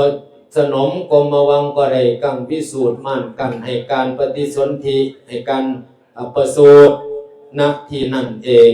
นี่เราเกิดตอกพ่อค้าได้ซื้อว่าเวสสันดรจะได้ในขณะนั้นได้มีเหตุการณ์ประหลาดอัศจรรย์เราเทพบุตรเทพธิดาภูมิมาเกิดพร้อมกันก็ให้การประสูติให้การเกิดพร้อมกันนั้น60,000บ่ธรรมดาได้มหาเป็นมหานครเชตุรนสีพีผู้คนมากมายหลายขนาดโยมพ่อโยมแม่พร้อมกันนี้มงคลหัตถีตัวประเสริฐช่างปัจจยนาคหน้าเช่นอันแม่ช่างก็นำมาคลอดอยู่ใกล้ๆกับโรงช้างจึงได้ถวายเป็นช้างภูพระบารมีของพระเวสสันดรเกิดขึ้นมากับอมะคตแม่ยังจินจิทนังทรัพย์ที่มีแน่นั้นเท่าไรจงมอบให้ลูกทำทานขันเยาวมานผุดสดีได้สดับสวนีของลูกรักทราบไปจักว่าเป็นบุญจึงยกมนพันตำลึงให้ถึงมือสาธุอาจารย์เจ้าคุณพระเมธที่วชิรกวีติดกันเทศสบายหลายอยู่เลยเนาะถ้าแม่เล่นหน่อยได้ซ่องสิซ่องอาตมาก็เลยซ่องเบิ่งสาธุกับเมตตาเด้อขะหน่อยเด้ออาจารย์เจ้าคุณบัดนี้โยมพ่อโยมแม่เมื่อพระเวสสันดรเกิดขึ้นมาแล้วก็อยากท่านอยากซอยเหลืออยากท่านอยากซอยเหลือเอาไปเอามาตั้งโรงท่าน6 แห่ง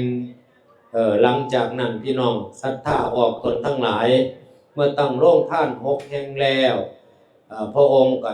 มอบท่านอยู่ทุกวันศรัทธาเอ้ยเป็นที่อัศจรรย์คือจังมื้อนี้ล่ะเบิ่งมาสันเขาอยู่นำพี่น้องแนวอยู่แนวฉันเต็มตกจะเป็นลูกหลานพระเวสสันดร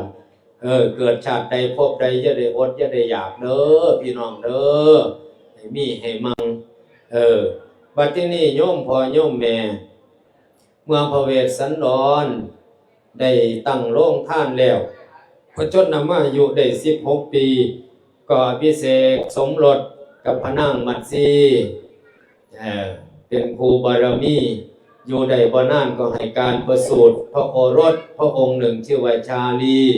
เหตุที่ชื่อว่าชาลีเพราะว่าเอาตะไคร่ทองมารองรับจึงได้ชื่อว่าชาลีชาลังส่วนผู้รองลงมาคือพระนางแก้วกันหาเหตุที่ได้ชื่อว่ากันหาเพราะหนังหมีดำมารองรับจึงชื่อว่ากันโหกันหาหน้าพอกษัตริย์เกิดขึ้นก็ไปตรวจเยี่ยมโรงทานอยู่เป็นประจำกล่าวถึงเมืองหนึ่งชื่อว่าเมืองกาลิงคะหรือเมืองกาลิงกราชเกิดแห้งแล้งแห่งแรงแบบใหญ่มหาศาล7 ปีไป7 เดือน7 วัน7 นาที7 วินาที7ยับแยบ7 แจบ7 จม7แรงนะแรงครับจนว่าได้เสื่องนั่งของห้องนั่งแมวสวดคาถาประคอจับหลวงพ่อกับเน่นหน่อยไปตากแดดเบิ่งแล้วไปพนาวาเทพเบิ้ลแล้วพระเจ้าข่าโอ้ยกูจำก็จำง่ายแต่ได้บางคนติดโทรศัพท์ขึ้นมาสั่งซื้อนะบัดนั้นเลย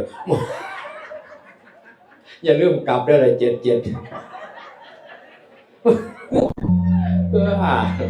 ว่าที่นี่โยมทั้งหลายพี่น้องพญาก็เลยเฮ็ดเบิดทุกอย่างทุกแนวแล้วเสื่องนั่งของห้องนั่งแมวสวดคาถาประคอจับหลวงพ่อกับเน่นหน่อยไปตากแดดเฮ็ดเบิดก็บ่ได้ก็บ่ดีพระราชาบำเพ็ญตนสปิทราชจะทำอยู่ในศีล8ศีล5ปานนั้นฝนก็บ่ตกได้ยินว่าแม่ยายศรีแม่ยายสาแม่ยายล่าแม่ยายมีดไปขอเขายังเมืองศรีพีนครได้ยินว่าพระเวสสันดรมีสร้างคุณช่อนสุวสร้างปัจจัยนาคหน้าเข่นกระเร่นแต่จัดขอให้พระองค์ตัดสั่งให้นายนักการพามผู้ฉลาดในการขอทั้ง8ไปขอสร้างมาไว้ยังเมืองเฮาอัฏฐพมนาจารย์ก็ได้รับคำตัดสั่งบัญชาการจากพระยาเมืองกะลึงกะลาดก็ได้สั่งลูกเมียเสียทุกคนลงผ้าขาดกระรุ่งกระริ่งเดินหน้าหมายตาไปยังเมืองศรีพีมหานครท่านไปถึงเมืองศรีพีมหานครเป็นเวลาค่ำพอดีไปขอพักกับโมขอทานก็มีนาการะครั้งนั้นแลเวสสันตโลราชาลำดับนั้นเวสสันดรทรงประทับโคจสารไปลงทานในเวลารุ่งสว่างแห่งราตรีทั้งกันทีน้ำเต้าทองให้ควันช้างดิดกองอันบรรจงใครมองเห็นก็เชยชมว่าสวยงามอลามตาทั้งสองงานเงยงอนเครื่องอาภรณ์ดังเฉิดฉายเป็นลายลักษณ์งามประจักษ์แสงสำอางอรงนางเดินเบียดล้อมพร้อมหญิงชายเข้าเรียงรายเป็นทองแถวประดับแล้วซึ่งอาภรณ์ช่างกุญชรของพระเวทยุลเยศถึงลงทานพัฒนาการเห็นพราหมณ์ทั้ง8 คนเกิดชงนประหลาดใจจึงไต่ถามออกไปว่าดูก่อนพราหมณ์นางเชื้อผมรูปอาจมเชื้อชาติไหนเธอเป็นญาติตระกูลใดใครบังคับหรือมารับทายทานหรือเธอต้องการสิ่งอันใดจงอย่าเกรงใจแจ้งอันให้ชัดเจนเถิดพ่อพราหมณ์ชัยตุภวังชัยมังคลังชัยมังคละชัยมหามงคลขอพิพระองค์ทรงพระเจริญเถิดพระพุทธเจ้าข้าขอความสุขความเจริญจงเกิดมีแก่เจ้าพญาพามโอ้ยพอพระองค์ถามมาพวกกับม่อมจอมกับผมมีมาตาใสวัตีบ้านแต่บ้านใดเมืองใดส่งปู่ตู่ตึงมาเทศเดโอ้ยคือจังสี่ดอกพระเจ้าค่ะจังใดพอพามเข้ากับม่อมจอมกับผมทั้ง8ในลูกจากแห่งหนห้องเมืองตะลึงลูกจากแห่งหนห้องเมืองตะลึงมันบ่ถือลูกจากห้องหนแห่งเมืองตะลึงลูกจากแห่งคือสิว่าแห่งตัวบ้านพ่อผู้ขามันแห่งมันแรงพระเจ้าค่ะมันแห่งมันแรงนั่นล่ะมันแห่งมันแรงพระเจ้าค่ะโอ้มันแห่งมันแรงโดนปานใดล่ะพอ7 ปีไป7 เดือน7 วัน7 นาที7 วินาที7ยับ7 แจบ7 จม7พระเจ้าค่ะโอ้7ครับ7แน่แท้แรงปานใดฮู้ว่าพระเจ้าค่ะแรงซั่งใดแรงบักชนิดวันแนมลงทงเห็นแต่แดดวี่วอนเลี้ยวขึ้นร้อนเห็นแต่แดดยับพระเจ้าค่ะโอ้จังสั่นพระเจ้าเลี้ยวมันน่ะผาดทั้งที่ดิเลี้ยมม่องพระเจ้าค่ะเพราะเป็นหยังดอกพระเจ้าค่ะบ่ค่อยได้ตากแดดกันตากแน่บ่ฮ้อนปานใดดอกนี่ล่ะพญาอยู่แต่ในเวียงในวังบ่เป็นหยังดอกพระองค์จังไดบัดนี้พ่อใหญ่พามอันมาเมื่อนี้พญาใส่ซั่นนี่โอ้ใส่มาจังไดใส่ไปจังไดบอกสู่ฟังแน่ความปกก็ว่าอยากมาขอฝ่ายความปลายก็ว่าอยากมาขอบอกมือโกงโอ้ความอันนั้นอันนี้ว่าอยากได้สร้างน้ำเจ้าพ่อพระองค์สนออยากได้สร้างโดยพ่อใหญ่พามอยากได้สร้างเฮาบ่ว่าแนวใดดอก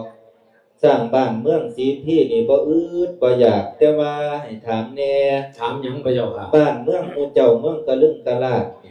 บ่มีสร้างสันติก็เลยมาฮอดพี่ มีอยู่พระเจ้าค่ะ สร้างก็มีอยู่ มี สร้างหยัง สร้างงอกพระเจ้าค่ะ มันแม่งดอกเว้น ก็คือนั่นล่ะพระเจ้าค่ะ คนละสร้างเด้อพญาภาพ บ่คนละสร้าง บ้านเจ้าบ่มีตี บ่มีดอกพระเจ้าค่ะเอ้ยสร้างบ้านเจ้าพ่อพระองค์นี่มันดี เป็นสร้างมิ่งขวัญเมืองไปทางใดฝนก็ตกฟ้ากำลังนำความอุดมสมบูรณ์เสยเด้โอ้ พวกกระหม่อมจอมกับผมเดี๋ยวนี้มันเกิดแห่งแรกคักจนว่าได้แย่งเจียงแย่งจิ้งดีแย่งอาหารการกินเป็นผู้ลายอ้ายขโมยขับได้พระเจ้าค่ะมันแหลกปานนั้นแรงคักแรงแน่ โอ้ยเข้าใจเจ้าอยู่ดอกพญาภาพเอ้ย เอาพระสันพระราชทานรถกันหน่อย อยากได้สร้างตัวใดก่อ สร้างตัวชื่อว่าปัจจยนาคหน้าเช่นก็เล่นไตฉากพระเจ้าค่ะโอ้ตัวเฮาประทับอยู่นี่ตัวนี้ โดยตัวงามๆกุโมนี่ติจังสั่นล่ะพระเจ้าในเมื่อพญาภาพอยากได้เฮาพระเวสสันดรท่านให้ได้เบิดสุสิ่งสุอย่างเดี๋ยวเฮาสิญาติน้ำไม้ท่านให้เจ้าไปเด้อพามเด้อโดยบัดนี้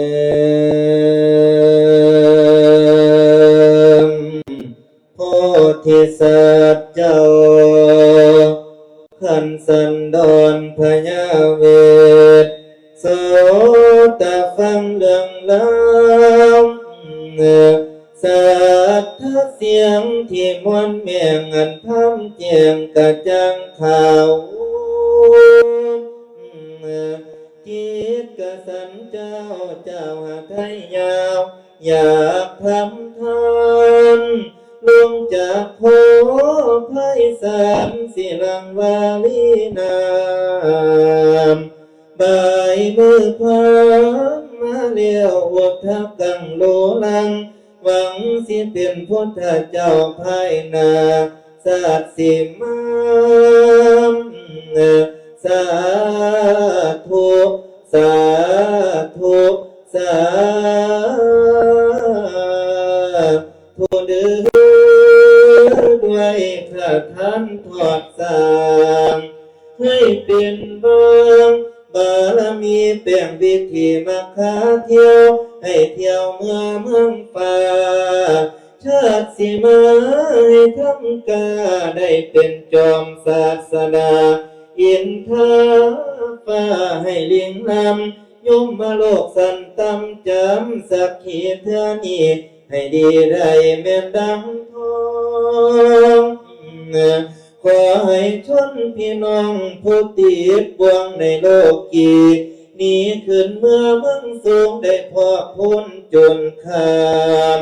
น้ำสักสายผ้ามอมยมมานา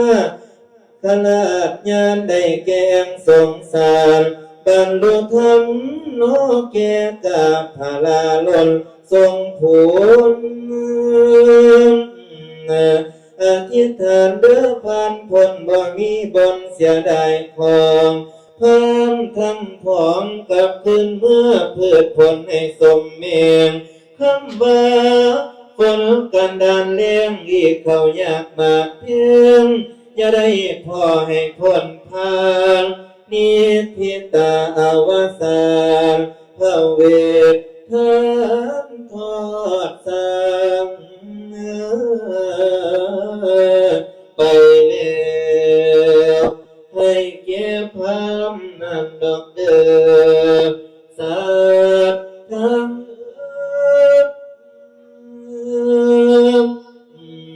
โอ้โอ้โอ้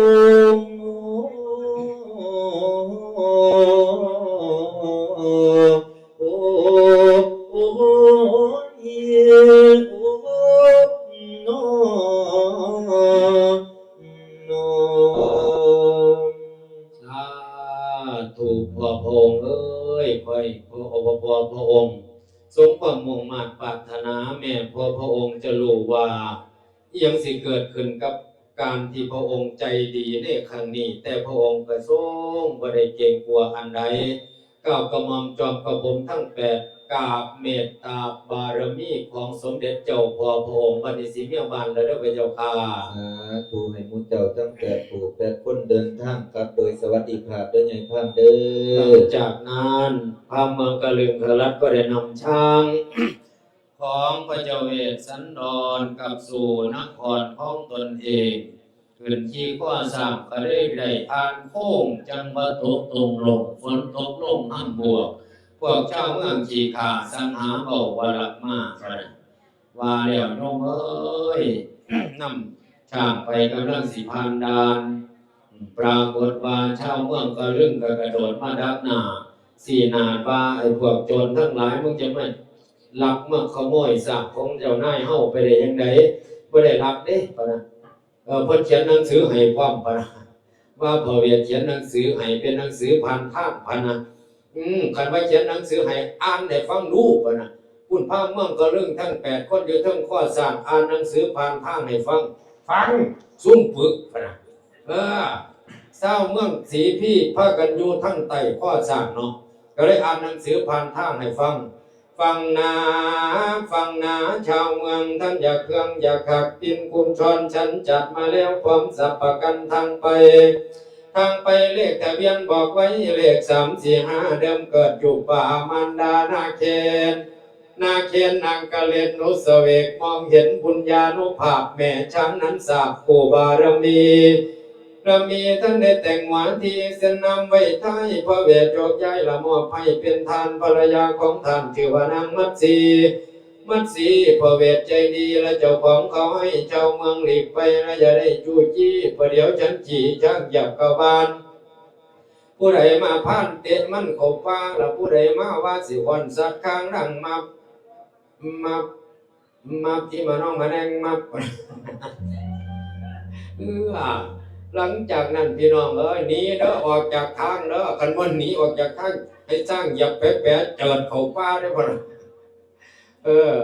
จำเป็นแล้วจำนนตอกหลักฐานจำเป็นต้องออกจากทางเราพามังกรลึงพระราชก็ได้นำช้างสู่บ้านของตนเองฟ้าฝนจรทาตกลงมาชาวเมืองสีพีไม่พอใจบ่พอใจยังเสนอเขียนจังใดล่ะแม่ใหญ่แบ่งพ้นออกเป็น2 พวกแล้วบัดนี้ซุ่มหนึ่งเข็นด้วยกับพระเวสสันดรถ้าพระเวสสันดรไม่ให้ช้างไปบ้านเมืองเขาแห้งแล้งเมื่อเขาปล้นบ้านเขาแล้วเขาก็จะมาปล้นบ้านเรากลุ่มหนึ่งบอกเห็นด้วยแต่กลุ่มหนึ่งไม่เห็นด้วยไม่ได้ยังไงบ้านเราก็ต้องมีเป็นช้างมงคลหัตถีบ้านประจำบ้านเราไม่มีสิทธิ์ให้ใครเอาไปเอามาตีกันเองเหตุยังไงเราไม่ไงบ้านเมืองเกิดร้อนเป็นไฟพระเจ้ากรุงสนชัยก็จำเป็นต้องตัดสินให้ลูกออกจากเมืองไปสะก่อนพระเวสสันดรก็เลยไปล่าพระนางมัตสีชาลีกันหาพระนางมัตสีก็ยืนยันว่าจะไปกับพี่น้องพี่ไปไหนน้องขอไปด้วยขึ้นเขาลงห้วยก็จะตามไปสิตามไปสินำไปเพราะท่านกรรมก็ได้เดี๋ยวมันออกอีกจะยกมันก็อันโยมไม้เดี๋ยวท่านแม่นท่านมหาโลกอดทนอยู่นี่เราจะขวางก็ได้นั่งตากแดดพอดีเมียนอยู่เลยเนาะเอาบัดที่นี่โยมเอ้ยนั่งมัดซี่กับว่าพี่ไปใส่น้องขอไปด้วยว่าซั่นว่าน้องขอไปนำเสด็จพี่พระนั่งมัดซี่บ่ได้ย่อท้อต่อความลำบากพระเวทยกลอยเหตุผลผนึกประการมาเว้านางก็บ่ได้ยานเอาไปเอามานางก็พรรณนาถึงป่าหิมพานต์เหมือนกับไปเห็นด้วยตาของตนเองจบลงไปในกันหิมพานต์อันประดับประดาไปด้วย134พระคาถาหิมวันตะวรรณนานิธิตาต่อไปขึ้นในกันทานกันนี้ว่าในเรื่องการให้ทานครั้งใหญ่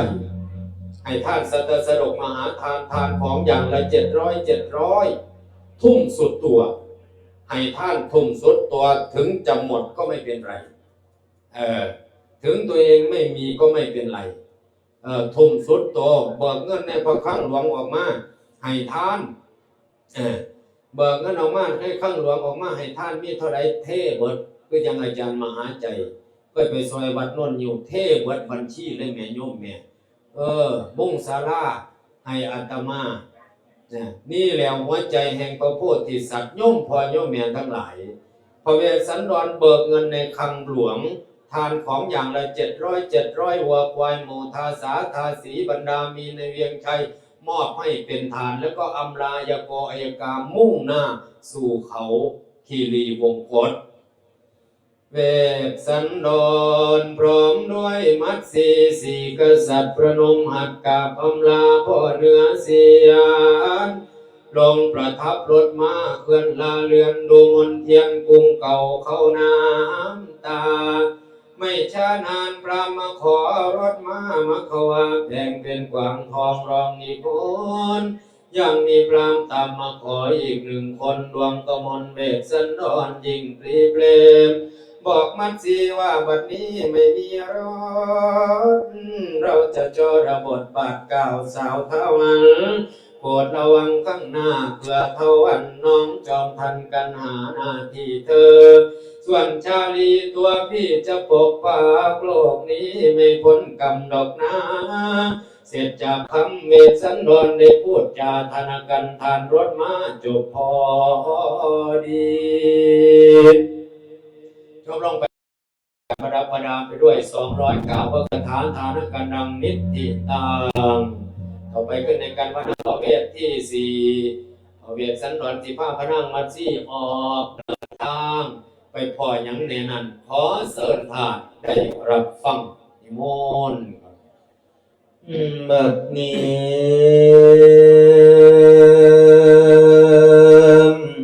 ในตอนนี้ฉันจะได้เล่าเรื่องวันนา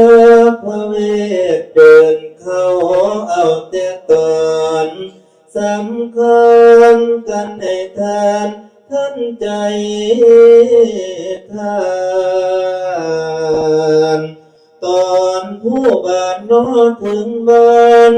เจตตลาดพายาใหญ่สายทานสนชัย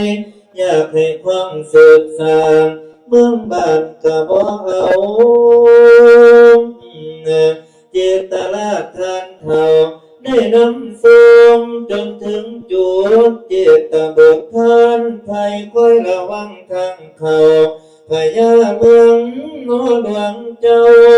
กลับขึ้นปางเลี้ยวห่างตาพระเวทมงโซดาวเขาวงโกดขันโคตรคงประสงค์สามเมียนพำเพียรถึงสิทุกยากเพียนกระทนฟ้าอุปสรรคพงสงสารเมียกับพำบุตรตาหน่อยจากยี่ได้หรือพันก่อนสีละหินเขียนควายตัวถึงวางขาวสวยกายังเมาบ่ได้พอหวังเพิ่มพยอดพังสมเด็จอินทิราชลำลงเปิดบ้านพระลาพลที่สุพรรณ2,000มันก็เปลี่ยนสารไว้มีเขียมสงหรือสีไทยกับเพียนไทยปฏิบสองสารพัดกันทั้งสองหลับล้มลูกเจ้าฝ่าเวลาใดเมียนหางเมืองเสียดแนวขึ้นสู่เบื้องเมืองสักคาบรรดาสูงบารมีน้ำมุงกะสีองค์กษัตริย์ไทยเดือนไผ่เล่มเกินได้จีบเดือนแต่ละป่าหอดบรรดาศาลาเข้าไปดูอันโมกะใจสูเมียนฝืนฟูเขาโกดกันโคตรคงสงบเงียบสบายใจองค์พระเวสสันดรบวชเป็นตาประโสใสมาสีนมนางน้อยก็คือกันกับพี่บวชเป็นตาประสินนี้กับทั้งสองลูกอันหน่อยค่อยอย่างผู้ละลัง มาฮอดวันนี้นั่นวันนับพระเวทก็เลยจบ57พระคาถาสิไว้อาวสันไว้เอาละไรเนาะตอนนี้เอวังที่จบนาทีเอาละเนาะตอนนี้กันที่เพิ่นสิเติมสันดอกนาสัตทั้งโอ้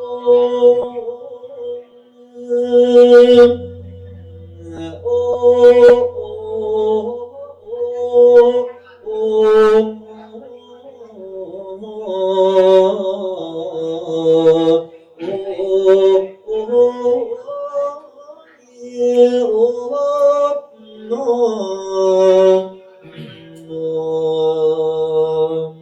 สาธุจบลงไปในกันวันพเวทวันนี้คือในกันชูโชคอย่าเฝ้าลอยหนีเด้อสาธุเด้อไผลักหนีให้เป็นนอนผู้นั่งทนในบุญรอหาอดเอาเด้อแม่เด้อบ่โดนดอก ปัญหาบัดเนี่ยหานลำดำภาสันธรรมันเทชานา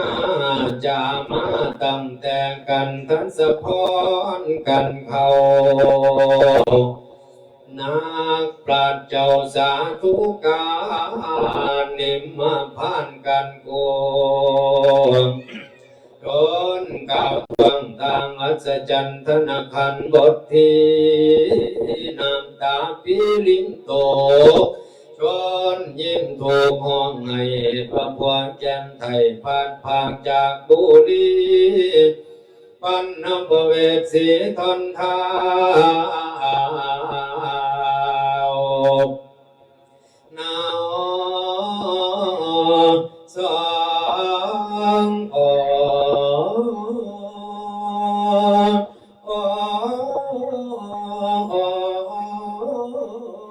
งไปไกลส่วนเวียนใส่เงาโยดเทวดาโพดผู้นางยอมักข้าให้โหดพ่อมาหอดเท่าอันหนึ่งพังกระรอดปนออกยังเทศเป็นลัดสีแพ้ไม่ตีทุกคำโศกพ่อมาหอดเท่าอันหนึ่งชื่อว่าสู้สะโขพระมโนนาโยมนาว่าหานโนราสามบริสารทางหลายนรชนหญิงชายนุ่มเนาไผฟังธรรมจะได้เฮ็ดนาเศร้ามันสิได้ความผู้เท่านั้นนามากอดจริงซาจังนางเมตตาดายามทำบุญเฮ็ดนาเศร้านางจึงได้ผวามผู้เท่านั้นนามากอดจากทิ้งตัวก็บ่ได้นางปราชญ์เจ้าทั้งหลาย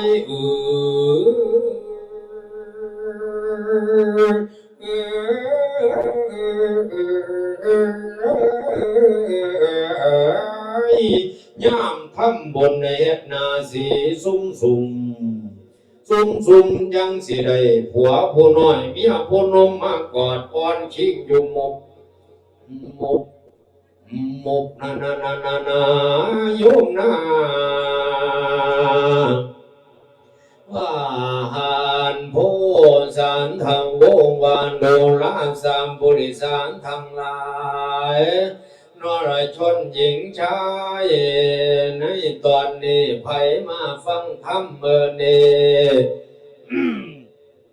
เพิ่นบอกว่าคันผู้ใดมานั่งฟังธรรมจังสิเกิดง่วงเหงาหาวนอนเพิ่นว่าสิตายไปเป็นนกเขาโอ้ยกำลังสิหาวกับว่ากล้าหาว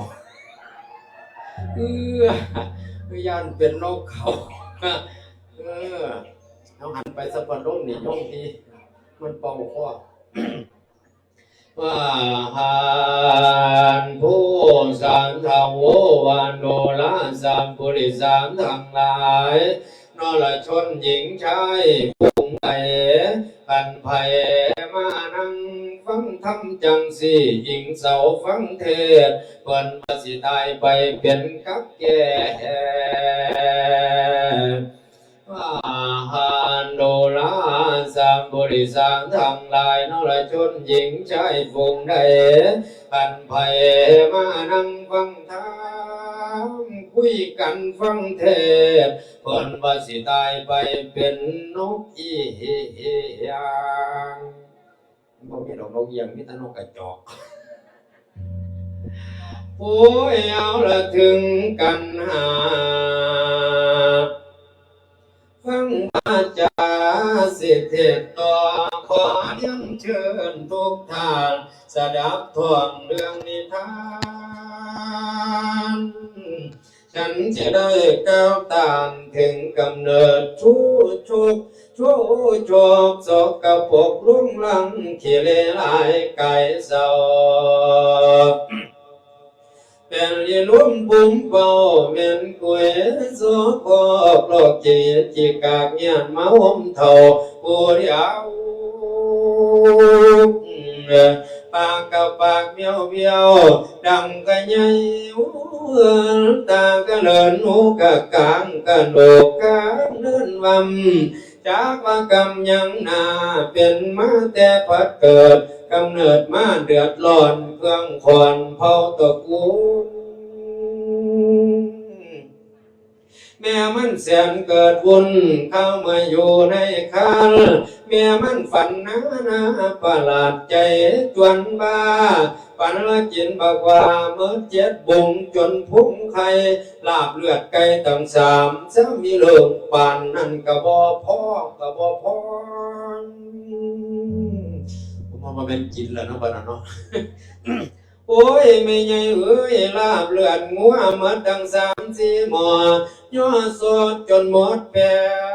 เย็นขึ้นมาก็เลยหิวเย็นอยากกินบ่มีแล้วเนี่ยว่ามันนี่ท้องเห็นอันใดได้แต่อยากน้ำลายไหลอยากแต่กล้วยช่วยใส่บักน้ำใส่บักน้ำ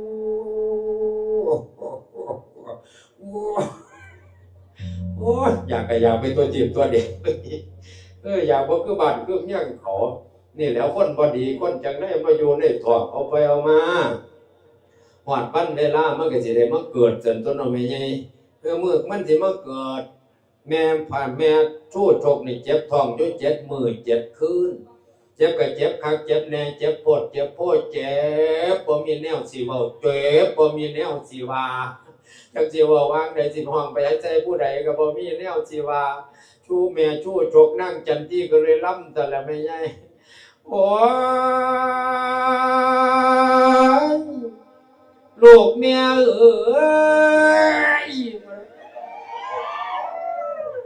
ออกก็ออกมาถอนฝ้าออกมาเมียบอกว่าโอ้ยลูกแม่เอ้ยเป็นผู้ชายแม่สิเลี้ยงเป็นผู้หญิงแม่ก็สิเลี้ยงแต่เป็นแย่แม่บ่เอาเอ้ยคนยังไงที่บอกลูกเป็นแย่เนาะมันบ่มีหม่องสิว่าไปเนาะมันเจ็บท้องหลายไปใหญ่มันเจ็บท้องออกมาจังสั่นบ่ทันโดนคลอดออกมาเฮ็ดจังได๋บัดนี้แม่มันตายแม่ตายแล้วปู่ย่าตายายเลี้ยงเอาไว้ก็ตายปู่ย่าตายายเลี้ยงเอาไว้ก็ตายพ่อก็ตายโคตรเสี่ยววงศาตายหมดเกี่ยงบ่เหลือเมื่อบ่เหลือจังซั่นแล้วก็เลยได้ไปกลายเป็นคนขอที่แรกก่อนก็สิไปขอก็ไปอยู่น้ำหลวงพ่อไปอยู่น้ำหลวงพ่ออยู่ไปอยู่มากก็เหาะหลวงพ่อเหาะกับหลวงพี่กับเน้นน้อยตีกันไปหาเน้นน้อยกับว่าเน้นแดงหลวงพี่ยังด่าแม่เจ้าปะนะไปหาหลวงพี่ยังกับว่ายังเท่ายังปะเจ้าหูบ่เดินนี่เน้นแดงมันเก่าเล่าขนาดนี้ปะเอาไปเอามาพากับเน้นอยู่น้ำกันบ่ได้หลวงพ่อก็เลยด่ามันไล่มันออกจากวัด เมื่อไล่ออกจากวัดแล้วก็กลายเป็นคนขออยู่บ่ได้อีกแล้วเนาะเพราะว่าไฟไหม้วัดพะนะแม่ใหญ่ชู้โชกภาพก็เลยกลายเป็นคนขอก็จะไปขอเอาซื่อๆกับคนบ่อยากให้เอาผ้าขาวมาใส่กับส้มสีคือพะนะคือขอกับขอขาขอแนวขอโพดขอโพขอเป็นตาสั่งก็รอกกระเดียเนาะแม่ใหญ่แต่ว่าขออาตมาขอบ่คือหรอกเพราะว่าอาตมาบ่คือพราหมณ์วันนี้สิขอจักหน่อยเนาะแม่เนาะสมมุติตัวของข้าคือพราหมณ์จักหน่อยแม่ใหญ่เอ้ยคนกะสีจ้อยๆปากกว้างตาโปแขนกะโง่ทางขากะจงหลังกงตรง6 ศอกทางยาวคนบ่ขาวดำพ่อฝันทันทั้งหัวลานข้องอเถิกเผยแต่ก่อนเคยขอทั้งในบ่อนพอออกไม่ออกฟังเทศเท่าผีเปรตขอย่างบ่อายพะนะซุ่มใจเสียหลายๆค่อยขอแน่จักหาพวกแม่ป้าค่อยขอแน่จักสิหยิบขึ้นมาให้พามสาธนอพ่อออกแม่ออกพ่อเป็นคารถลาวขอไปหอดเสวัติแม่ใหญ่ขอไปหอดสีเชียงใหม่ขอสะดุ้งกับแหไปอำเภอชุมแพขอกระจกกับเวียนพนะไปจังขอนแก่นขอเงินขอทองไปอำเภอน้ำพองขอเอาปูเอาปลาขอเอาหน้าเอาสวนแล้วดวนมาทางนี้พ่อแต่มาถึงนี่วัดชนะสงครามนี้เข้ามาแล้วฮอดคณะ14นี้สิขอเลยดอกจำต่อแม่ใหญ่เอ้ยสวยอยู่ข้อมูลนั้นกะทานให้ซะเป็นหยังพามบาดอกพามมันขอดอกย้ายแต่ว่าให้ก็ให้พระนี่ละก็จะไปปั่นพามดอกโอ้ยแม่ใหญ่เอ้ยโยมพ่อโยมแม่เอ้ยขอไปฮอดใจวัดที่แม่ใหญ่ขอไปฮอดอเมริกาขอบอกนุนไปญี่ปุ่นขอเรือไปรัสเซียขอแก้วไปเมืองแนวขอพินไปเมืองจีนขอทองคำมาพร้อมอีตาพามเลยอ้อมขอไปใส่เวียงจันทน์พุ่นแม่ใหญ่เต็กไปเยอรมันขอคันกับถวยอ้อมไปใส่ก็คืออยู่หรอกแต่ว่าไปอิหร่านบ่คือปานใดเพราะว่าเขายิงกันอยู่โอ้ยไปภูมิใจในมือนี่ไปยัยแต่แป๊บย่ำใดเนี่ยไปหาไอ้ฝรั่งนู้ยิงปุยอยู่ไหมแสดงว่าเรารู้เรียงน้ำกว่าเดิมนี่เนาะบัดที่นี่โยมพ่อโยมแม่เอ้ยขอไปแล้วขอไปพุ่นขอไปพี่กับพ่อมันของใส่พ่อมันปันใดล่ะว่าที่แม่ใหญ่บ่คือดอกปะนะภาพมันก็ว่าไปว่ามาแล้วก็ว่าไป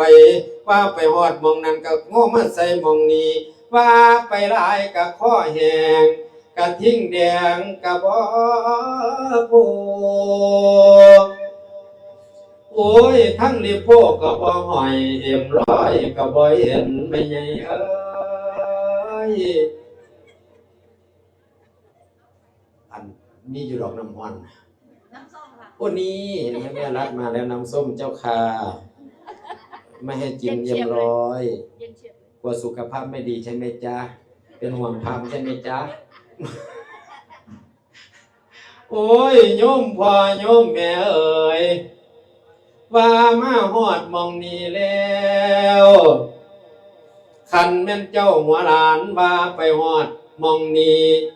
คันไปว่าบ้านอื่นคันว่าโดนปานนี้ได้ไล่ขวดเดี๋ยวเดียายใบมาแถมส่งพานก็ยานั้นเดียวนี้คันแม่นเจ้าบ่ให้โตคอยสิบ่หนีตายเป็นผีกาสินำไปหลอก Hello Oh my friend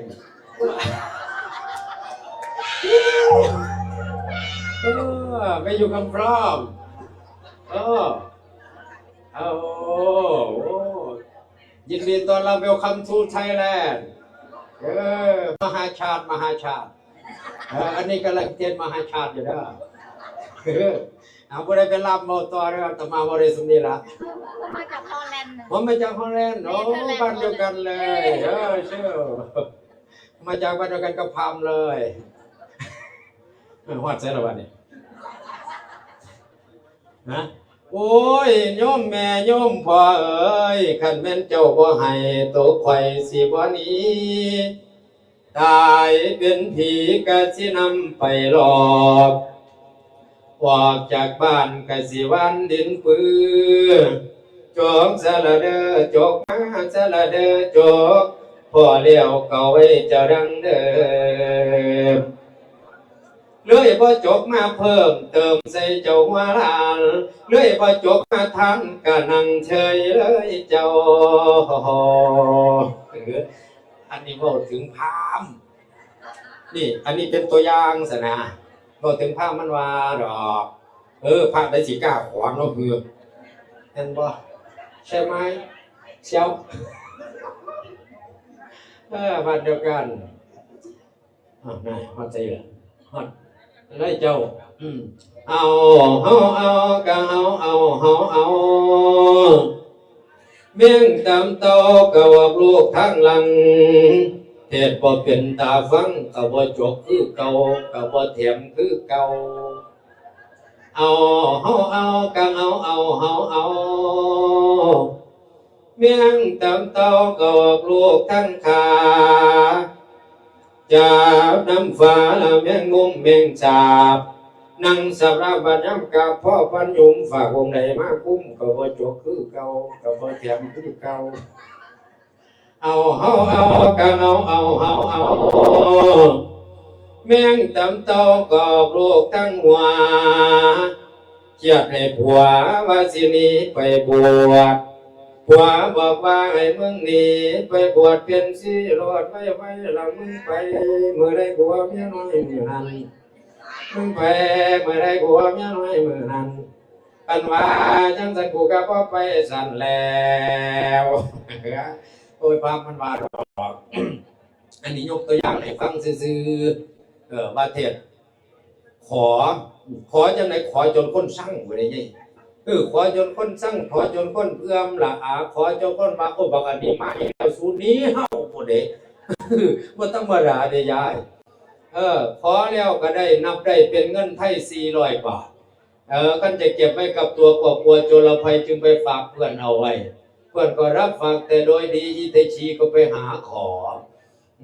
ไปหาขออีกขอแล้วก็บ่หมันของใส่ไปแล้วพี่น้องไปกินข้าวเด้อไอ้เด้อกินข้าวปุ้นเด้อกินเป็นบ่ผู้สิบ่เผ็ดพี่น้องตอนรับปลาใส่เด้อพี่น้องเด้อโอ้เห็นไหมเทศมหาชาตินานาชาติเด้นี่ไม่ธรรมดาดิบาทที่นี่บัดนับแล้วมันเป็นเงินหลายบาทเอาเก็บไปกับเจ้าของพยันโจรมาหลักเอาไปฝากเซี่ยวเอาไว้เซี่ยวสหายก็รับฝากแต่ด้วยดีอิตาชีมันก็บอกว่าเอาธรรมดาคนนี่เงินหน้าดำเห็นค่ำหน้าเศร้ามันสิใส่เงินเฮาบดเบิ่งกนาก็เลยไปร่างหนังสือเขียนหนังสือสัญญาเข้ามาให้ผู้ใหญ่บ้านประทับตาลงน้ำเป็นพยานโยมพ่อโยมแม่ว่าแล้วก็เลยเอาหนังสือนี่เก็บไว้กับตัว7 ปีผ่านไปไวเหมือนโกหกเว้าโดนบ่ได้มันสิ7 ปีปันเบาเอาไว้แทกพันก็ว่าเอาจี้ฮี่นี่เดี๋ยวไง7 ปีผ่านไปขอกับบ่มันคือเก่าแล้วบาดเด้นี่เพราะว่าหยังขอไปแก้วเก่าเขาก็บ่อยากให้มันมาแล้วสู้หนีบ่ล่ะคนทั้งหลายก็เอื้อมละอาต่อหน้าชู้ชกเอาไปเอามาก็กลับมาถามเอาเงินแม่นอีหลีบัดพอมาถามเอาเงินแล้วโยมพ่อโยมแม่เอ้ยถามเอาเงินเจ้าของก็ว่าบ่หมานถามเอาเงินเจ้าของเสี่ยวสหายก็ว่าบ่ได้มาฝากจักยาว่าซั่นว่าบ่ได้มาฝากจักยาดอกเงินหมู่เนี่ยบ่ได้เอามาฝากจังได๋ก็มีหนังสือสัญญาเขียนเอาไว้รับรองอย่างดีเขียนเอาไว้รับรองอย่างดีนี่ได้เขียนหนังสือสัญญารับรองหมายคันว่ามีหนังสืออ่านให้ฟังดูป่ะนะบาดนี้เลยอ่านหนังสือสัญญาช่วยชกอ่านหนังสือสัญญาให้ฟังนาเสียงสั่นจังน้อยมันเฒ่าแล้วฟังนา ฟังนาเพื่อนเกิดฉันอย่าเผยอย่าพังฟังฉันจะอ่านทะเบียนบัญชีลงวันที่16ตกเดือนเมษาฉันได้เอาเงินมาฝากไว้กับเกิดให้คิดเอาเถิดเงินฉันฝากไว้คิดเป็นเงินไทย400 บาทพอดี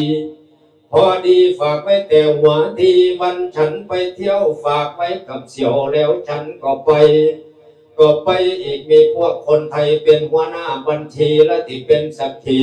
พยานของข้าเดี๋ยวหน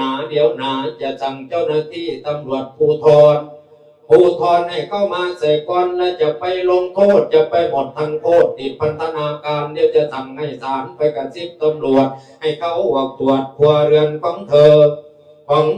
ประเดี๋ยวจะเจอเงินฉันฝากไว้มันที่เกิดโทษใหญ่ติดคุกจำขังคือนกติดตังคาเปียกแป้งแฉง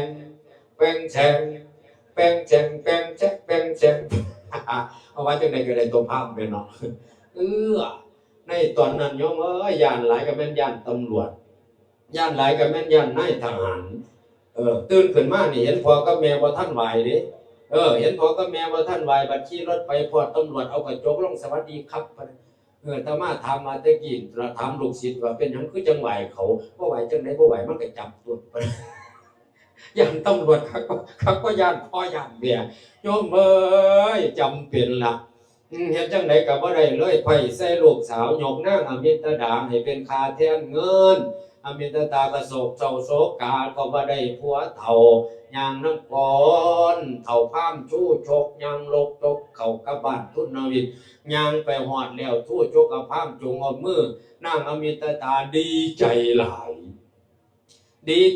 ได้เมียเสาทั้งไปทั้งมาโอ้ยดีใจเด้โอ้ยมานั่งคำแทนอกูอยากกำปั้นแน่นถุยตะเวนให้มันคำเดวะชู้โชคอะไรเอาไปเอามาพี่น้องฟังอาไปทั้งหลายชู้โชคเอานางอมิตดาไปอยู่บ้านนางอมิตตานี่เป็นหญิงคนดีเติบเลยหูจักกตัญญูกตเวทีพ่อแม่บอกไปยังไหนก็ไปจังสันบาทที่นี่นั่งกระยัดยานาทีของตนเองดีเรือน3 น้ำ 4ฟืนตองน้ำตักหักหาบอกให้สามีลำบากนี่พอทำดีก็ย่อมมีคนอิจฉาโยมหลายคนบอกว่าทำดีได้แต่อย่าเด่นจะเป็นภัยไม่มีใครอยากเห็นเราเด่นเกินบางคนบางสันเลยเพราะมีคนอยากเห็นดีผู้บาอาจารย์มาเห็นดีเทียบไปโลดผู้ใดเขาบอกว่าดีกับสร้างเขาขอให้เฮาตั้งใจว่าสิ่งนั้นเป็นความดีไม่ขัดต่อหลักประเพณีและศีลธรรมให้ทำไปเถอะหลังจากนั้นนางอมิตตาเฮ็ดดีหลายเขาก็เกลียดช่างนางภาพมานี่บ้านนั่นถือผัวตบตีเพราะว่าเฮ็ดคือนางอมิตดาบ่ได้เมื่อเฮ็ดบ่ได้จังซั่นนางก็ถูกปองร้ายตัวเฮ็ดดีหลายถือเขาตบตีบัดนี้นางทั้งหลายก็ไปดักนางอยู่ท่าน้ำบางก็ตีไปข้างหน้าบางก็ย้ายมาข้างหลังทำระรังโกลาหลสัพพดลด่าหน้าเจ็บใจว่ามึงบังอาจอย่างไรหืออีกาลีบังอาจเนาะมึงนี่เนาะว่านุ่มมีบ่อึดก็ไปเอามึงนี่เนาะแต่เอามาแล้วเฮ็ดดีอีกเฮ็ดดีเกินหน้าเกินตาไปกับขึ้นเมื่อบ้านเขาตบตีลุ่มขาลุ่มด่านางอมิตตาน้อยใจห้องให้กลับไปหาผัวชู้ชกเอาฉีกากกูอวดอยู่เทิงเฮียนห้องลงมาถามเมียให้นางอมิตตาว่าสุเมื่อนั้นเจ้าก็คืออยู่ดีบัดเมื่อนี่เป็นยังจังเฮ็ดหน้าเข่งมามั่งยังไผเฮ็ดจังไก่แก้วกูลือนางกูลื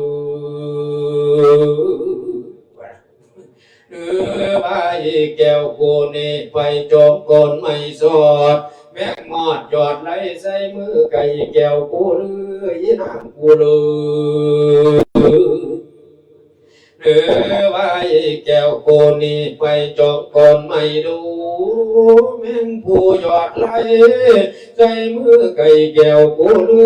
อนางกูลื หรือว่าอีแก้วกูนี่สิมาทั่วมานั่งให้ปนิ่งถึงสู่เก่าตีลาหรือเขาตีเจ้าตีคำหรือเขาตีว่าเจ้าได้ผัวผู้โกสิมาแย่งญาติเอาอมิตาก็จึงเมาจะตัวผัวชาลาว่าจะใครออกสู่ผัวควรเท่าว่านั่นชิงเข็มนั่นกำบ่ได้ตอดอันแม่งงอดนั่นกำบ่ได้ปักกูหน้าเขาด่ากูหน้าเขาตีกูหน้าเขายันกูหน้าพังหน้าว่าลีหนึ่งนานตำบอดปอดดาคอนคอยมันกวางคนใจกูยีนั่นกะหายเหนึ่งนานนมยานมันตีตาพานล้านนกำปั้นฟาดหลังโอ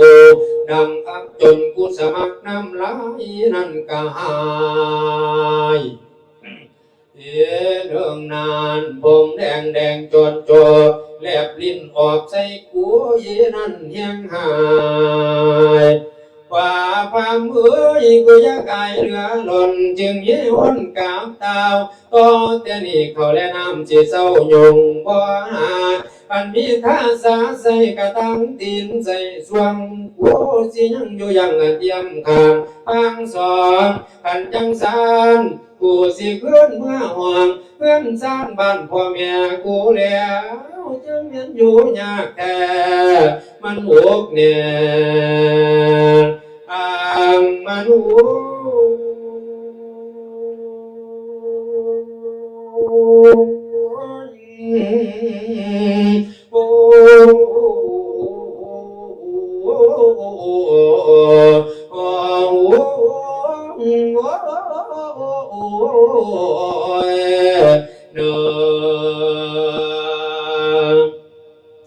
เอาละพามเอ้ยกันบ่ไปหาขออาวาสธาตุใส่พ่อมาให้สวงตีนสวงมือกูสิขึ้นเมื่อบ้านเฮือนสร้างบ้านพ่อแม่กูแล้วจะแม่นอยู่ยากแท้มันอกแน่นทั้งกระใจข้ามกระจึงโลกโยว่าโทแม่ตาหวานตั้งแต่ไปขอท่านมาสู้กินกระจวนบ่าต่อจากนี้เขาแนะนำพี่สิเต้าตักเองสิร้องเพลงให้ฟังเสียงกระลำนอนในมุงอมิตาว่ายังหยุ่มเมียใส่ผัวเป็นกำก็หากว่าเจ้าขี่ข้านสิขึ้นบ้านก่อนง่ายปะนะจำเป็นแล้วอย่างเขากับอย่างเขาเปิดอาดหนีนั่งอมิตาตาเขาบอกใหญ่ใช่เด้บ่าวไทยไก่เปิ้นสิขาถาบ่าวไทยไก่เปิ้นสิค่อยป้าผัวบ่มีลูกน้อยก็ซ้ำบาเป็นสาวผิวกับขาวอยู่คือเดิมบ่ดังดำจักมองว่าน่ะเอาแหมจำเป็นละทั่วโชคก็จำเป็นต้องไปขอยำเข่าคล้องให้ชั่วโชคพามแล้วก็ออกเดินทางจบลงไปในกันชูโชคประดับประดาไปด้วย79พระคาถาชูชกะกันดังนิติตังเข้าไปขึ้นในกันจุลพลนี่มาโดยย่อว่าไปเจอด่านของนายพรานเจตบุตรมองนี้เป็นกันเอาตัวรอดจะทำยังไงถึงจะเอาตัวรอดได้จูโฉงมันเป็นคนฉลาดเด้มันเป็นคนมีไหวพริบปฏิภาณมันกระจกลงเข้าไปในยามเมียหอบังศัตรูผงศัตรูก่อนใจยามเป็นบังมาหลวงออกมาท่านที่ท่านใดจิตในใจว่าตัวมันก่อนนะตัวนายพานวันเข้าคือราชทูตของพญาบรมศรีสนชัยสิไปเชิญพระเวทเจ้ากลับคืนเข้าเท้านครถึงเมาถึงสันยันเขาจับได้นายพานก็หลงเสือแล้วก็เอามาผูกเอาไว้แล้วก็เรียกดูพระเยป้ามช่วยชกบอกมากวันทางเดินหน้าต่อไปจบลงไปในกันจุลพลวันนี้กันมหาพลในกันมหาพลนี่ก็หนีเสือมาพ่อแขจังไดวันที่ไหนใหญ่หนีจากนายพานมาพ่อพระฤาษีวันนี้มาพ่อพระฤาษีเพราะถ้าเห็นหน้าพระฤาษีแล้วภาพมันก็ล้ำกันแล้วในธรรมของพระฤาษี ในธรรมของพระฤาษีมีแต่แมงวีและแมงวันเป็นตาอักใส่จันมีแต่แมงวันและแมงวีเป็นตะเงือกอีลีมีแต่แมงวีและแมงวันเป็นตาอักใส่จันมีแต่แมงวันและแมงวีมีแต่แมงวันและแมงวีเอาละเนาะโอ้ยฤาษีเหรอวะป้าพี่โตพูดอะไรมาล่ำใส่กูวะปะนะมึงสิมันจะแมงวีแล้วแมงวันพวกไปหนามาหลังเต็มใจเดี๋ยวเอาไปเอามาย่อมหยอดซื้อๆหรอกพ่อเห็นมูเจ้าหยอดน้อยตลอดนี่เสือมาพ่อแขกตัวพระฤาษีตัวว่าจะไปสนทนากับพระเวสสันดรแต่ว่าในความเป็นจริงนั้นท่านบอกว่าพระฤาษีเป็นผู้มีเมตตาท่านจะไม่บอกหนทางมรรคาก็เห็นทีว่าสร้อยสันเพชรโพธิญาณของพระเจ้าเวสสันดรคงจะขาดสะบั้นก็เลยบอกมาข้างหนทางให้แกชู้ฉกบอกมาข้างหนทางแล้วก็บอกว่าข้ามเขาคันธมาศนี่ไปก็จะเจอเด้อพญาพามเด้อชู้ฉกก็ออกเดินทางฝ่าวย่านเขาจับได้นอนอยู่ในถ้ำปิดผาลีซอนเพราะว่าตอนนั้นมันค่ำแล้วเขาจะไปขอเอาสองกุมารตอนนี้เห็นทีว่าจะไม่ได้เพราะว่าแม่อยู่น้ำพนังมัดซี่อยู่ด้วยคงสิบ่ได้เป็นแน่นอนเห็นบอกในกับว่าเสียเวลาแล้วเสียเวลาอีกจังหน่อยนอนถ่าอยู่นี่ละว่าซั่นจบลงไปในกันมหาพ้นประดับประดาไปด้วย80พระคาถามหาวนะกันดังนิพติตังต่อไปขึ้นในกันกุมารกล่าวถึงพระนางมัตสีนอนขึ้นฝันเป็นประหลาดตามโยมเอ้ยมาฟังเบิงลามัตสีนางสีออกเอ่ยเผยคำก่อนในพี่น้องจาเว้าบ่อนฝันพี่น้องเอ้ยพี่น้องเอ้ยคืนพามนอนเนื้อสิงคอนขอบอาว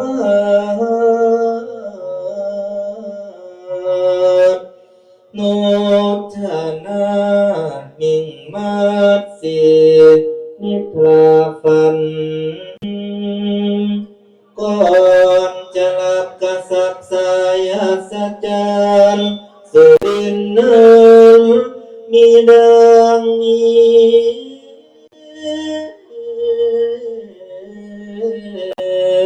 จงฟังเอานี่ละเมยมจังว่าในตอนนี้สีขันแก้วมาสีนางน้อน้อยนาเน่าอยู่ป่าสักวังสาลาแก้วเมียนทำไทยเข้ามาใส่เย้าเยือนบันทุงถ้วยทอดนางกะลับเจ็บแจงข้าวหน่อยก็เกิดล้างฝันว่านางนี้ถึกสร้างนิ่งไหลจนใจหายแล่นหนีตายผัดมีสายล่างใหญ่ดำทามินหมอมากำขอพระนางใบตัวกะใจได้มองโหเบิ่งกายตนโตโหตาฟันโนเล็กแขวกะคือดามเมียนยักษ์มันมาสีนางโนเอ็มยานได้บอกนางขอชีวิตมันบอกใครความผิดต่อมาสีทั้งนั้นจะพากันดวงกามาดวงตาทั้งสองลูกผูกขาเมื่อแล้วหัดไงใจหน่อยกะเลี้ยงนี้ปาเทียบยังนอทอนี้สะดุ้งตื่นเอาตนลูกข้าเสียผูกกุมารยานบ่มีทางแก่ลูกไปแก่ฟังไฟกับจับได้มาเรียววงเฝ้าจับกระบองควังเขียดทองเพื่อว่าไฟสิลูกได้ใจเตียนสมินเตียง หากมาสิหยุดอยู่นิ่งบ่เพื่อบอกคนใดว่าจะมีเวียนภัยอะไรทำจำจอง านศพบัดย่ำนะว่าต่อ เป็นมือตายไปหาพี่ถ้าสามีสิว่าจากฝันดีหรือฝันสัวมาที่นั่นมองแล้วว่าผมอาจจะเอาเป็นไปพิจารณาผ่าอะไรจะท่านนะครับของพระเทียบกับของ เลี้ยวยางต้องสั่นดอก เดี๋ยวจะไปได้ยังไหมครับได้พายุรถมาก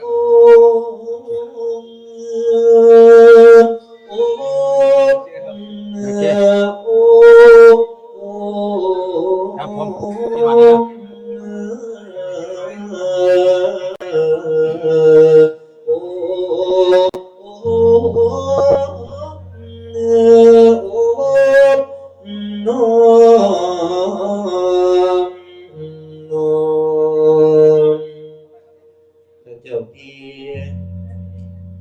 เจ้าพี่เวสสันด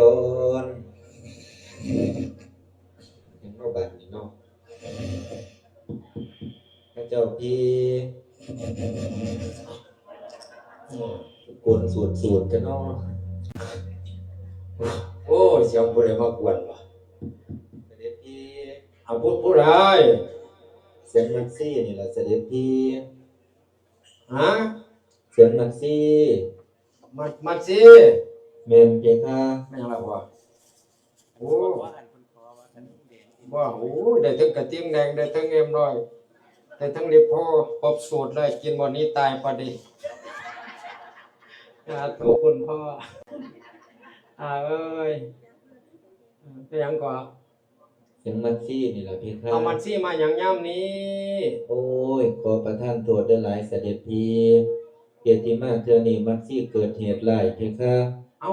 เกิดเหตุอะไรอีหยังกลางค่ำกลางคืนจังจีเดี๋ยวเนี่ยเจ้านอนบ่ปิดประตูติ โอ้ยบ่แม่นดอกเสด็จพี่ เป็นหยังล่ะ คือว่าหม่อมฉันสุบินนิมิตฝันเป็นลายตาง สุบินนิมิตฝันเป็นลายตาง เพคะ ฝันวางได ฝันว่าไส้หนึ่งใดตัวใหญ่ทมิ้นดำ เออ มากกำข้อเจาะตาพาใจมันซี่นอง อันที่หยังก็อันผู้หยังดำๆก็ ร่างกายใหญ่ทมิ้นด มันเป็นคนหรือแม่นหยังอ่ะ ำกระส่งซื้อสิเป็นผู้เป็นคนนี่แหละแต่ว่ามันตัวใหญ่กว่าคน วายมันเป็นกล้วยทีละ ก็จะได้มีสองขา เอาติโอ้ร่างกายใหญ่ทามินดำมันเฮ็ดหยังไงเนี่ย มันกำข้อเจาะตาพาใจมันซี่นอง วาย จึงได้ฆ่าข้ามของกังเขาประเขาทา ม เจ้าหลวงพีพัสสัทธาใส่ปัญญาบอกแจ้งเที่ยงรู้เหตุลบและผลโดยเถิดเสด็จที โอ้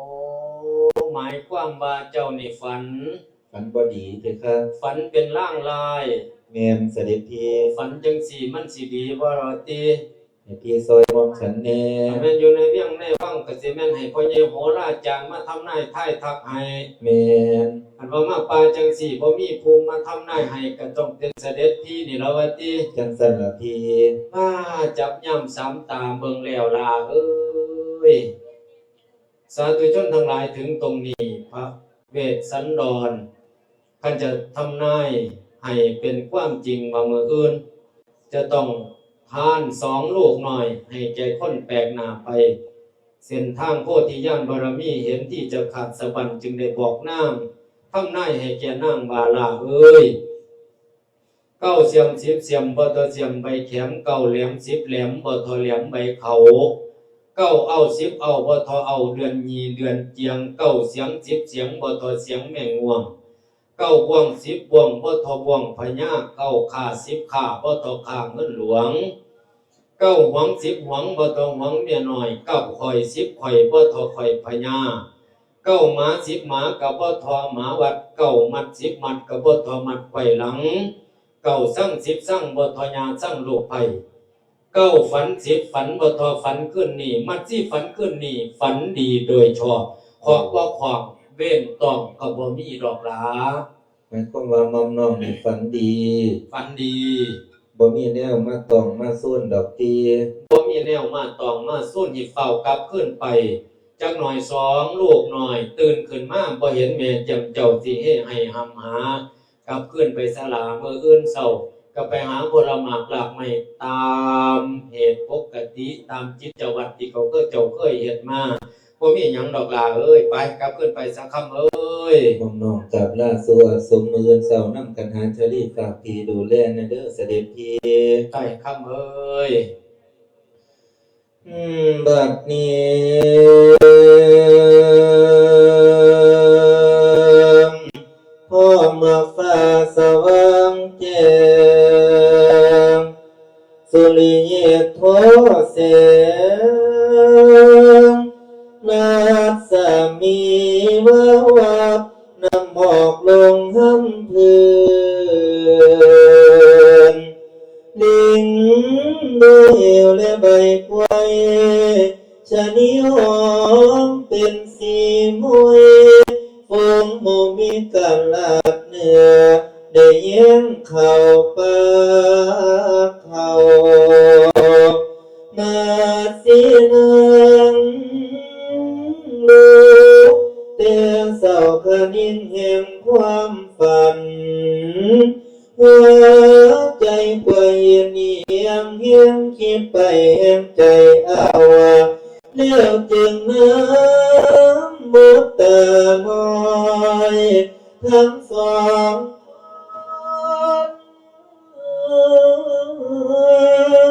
ลุกขึ้นหา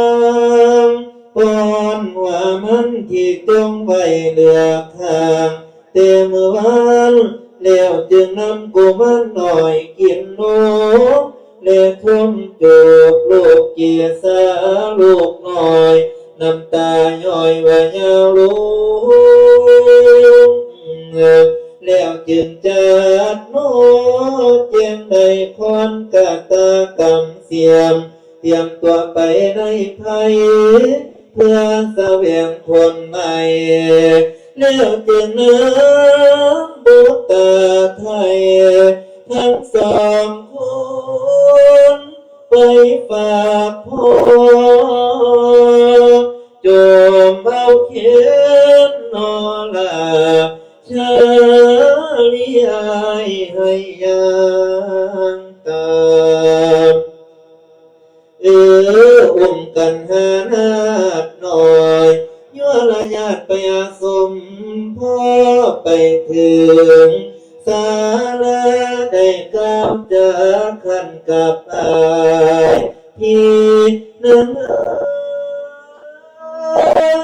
ตาวันสายมาแล้วมาสีนังสีไปฟ้าฝากสองกันหาโนลาสามน้องได้เต้างามแล้วจึงสั่งลูกลาชาลีลาดประลมสอนให้ลูกดูบางอ่อนมีกันหาน้อยเจ้าอย่าไล่น้ำข้างกันหาน้ำลูกอย่าเอวและชาลีเอ้ยเจ้าเป็นผู้ใหญ่แล้วฟังเกี่ยวสิสั่งสอนยังโมเสียงเด็ดหอนให้พาน้องสนหอมอาสมเดือละลาเจ้าอย่าหนีไกลกาทางบิดาองค์ไทยเมียสิไปหาผลใหม่อันเฟื่องฟ้ามาปอนมาจมเอาเขียนนาลามาแล้วใส่อุกไว้นอนเสียเถิดลูกนอนเจ้าอย่าอ่อนแม่ไม่อยู่ จะกลายมีเจ้าจงอยู่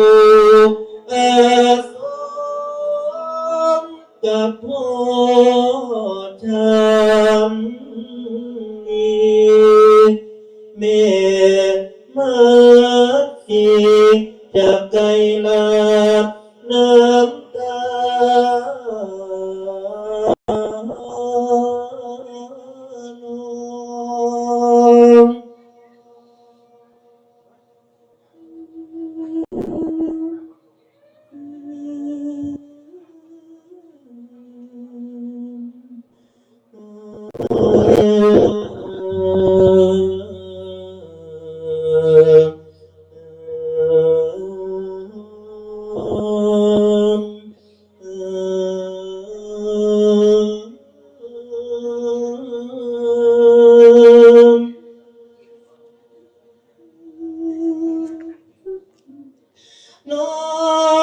สาเดือข่าวตกถึงข้าวมีสิหางพ่อจะสั่งลูกหน่อยอย่ายังเดินจอนคิดทอดลูกแก้มไทยบ่มีวางพอยามหนทางเดินตามดงโพดว่าโดนเอาหายบายไม่มาซอยผลไม่อยู่กลางพายหลับในป่าได้ยินเสียงโลกาทามาเป็นเสียงกันหานาดน้อยแม่ยุนเดินโอ้ยโอ้โอ้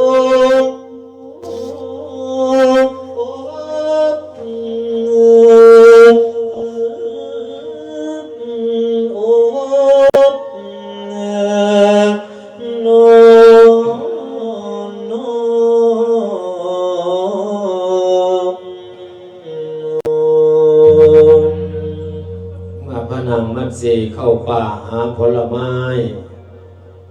ซ้ายออกมาจากหน่อยชู้ชกลูกขึ้นมา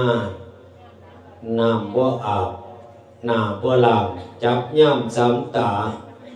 อรุณเบยเบิกฟ้าหน้าผ้าแก่ง่ายเงยอาทิตย์เบยบังเสียงหมอกเขาเศร้ากุ่มซุ้มปักสีบินแซวพามบิดแอวแล้วโยนังนึกวาดภาพความหลังอดีตดีเลือกใหญ่ผู้ดมตั้งเศษยามชูเชโกยิ้มยามยามพายได้ยามถุงเมเดินโซเซคือคนเมาเข้าสู่อาสมทานจะไปขอหรือไปคู่เอาหรอกไงออกไปบอกมาว่าพอเวทยักคิ้วลิ้วตาให้ลูกหนีไปนั่งออกมาทำแม่ปะนะสองกุมารสันทัดชาตญาณแห่งการเอาตัวรอดก็ลงไปแอบซ่อนอยู่ในสะโบกกรณีถอยหลังลงพอมาสิเดหูว่ามีคนขึ้นมาแล้วปะนะความฉลาดของกุมารแต่ว่าเหนือกว่านั้นพอฉลาดกว่าลูกฉลาดกว่าลูกก็เลยบอกว่าลูกเอ้ยลูกที่รักของพ่อจงขึ้นมาเป็นสำเภาแก้วสำเภาทองผ้าพอคนสัตว์ทั้งหลายขามโอกาสงสารนี่เถิดเป็นลูกกษัตริย์ด้วยพอตรัสมาความขึ้นมาแล้วก็วิ่งว่อนให้พอล่อแม่มัดซี่กับพอล่อบ่ได้จำเป็นต้องมอบให้แก่คนแปลกหน้าชู้โชกภาพใดสองกุมารคณะนั้นพระเวสสันดรก็อธิษฐานวิยพุทธท่านก่อนสิให้ท่านนั้นได้มาดคาราค่าตัวค่าตัวของลูกชายลูกสาวชาลีก็พันตำลึงทองกันหาของ700เป็นอย่างคือมาดราคาแพงแท้เพราะพระองค์มองการไกลว่า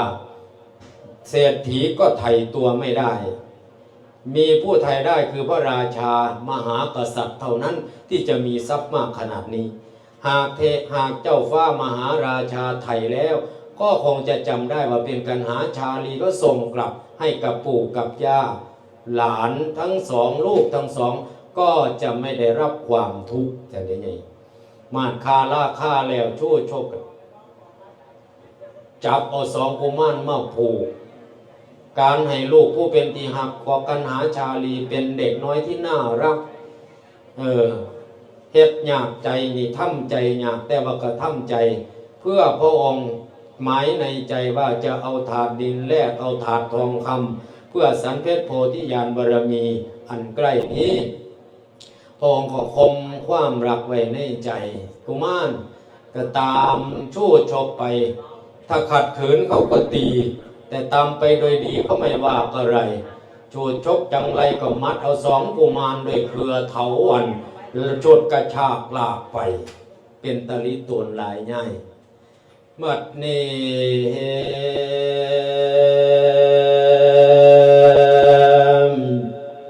พอแต่พามมันได้สองกุมารสิจากขายกันยุมนี่แม่นกุมารไปขอคุณโยมทราบด้วยเวลาสวยไหลมาว่าไม่ควานแล้วเขียนขาลูกพระเวทสองศีลจนว่าเวียนหัวเลือดไหลไข้ย้อยกูแห้งอ่อยคือแห้งง่ายตีตายเสียดายว่าไม่พรแล้วเข็นขาดึงไปในป่าไม่เสียงให้สัวแซวห้องหาแม่แล้วกะแล้ว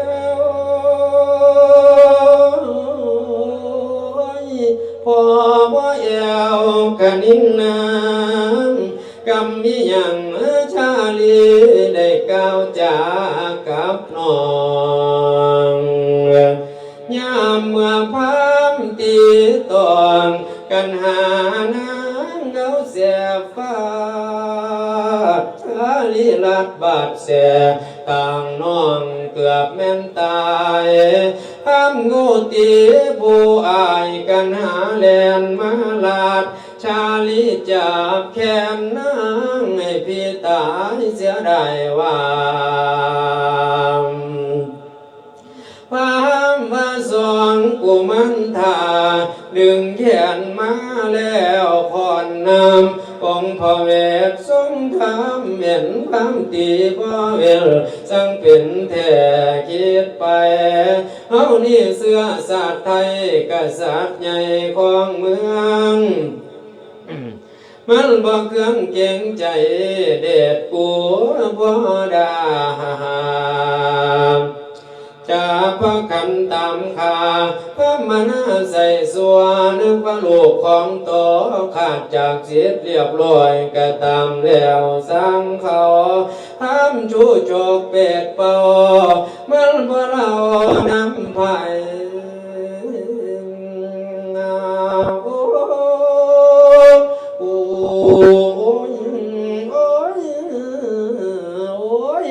ตามใจตนเองบ่นึกเก่งกำตองหอดวางนี่กุมันกบกะลวงทอนเท่ากะทังกุมันปลายอธิบายมานานแล้วแต่พ่อเพียงนี้วังที่ตนกากูมาลาลงไว้นี่สะก่อน101 บทตอนบาทคาถาผูกนี้สิลงนี้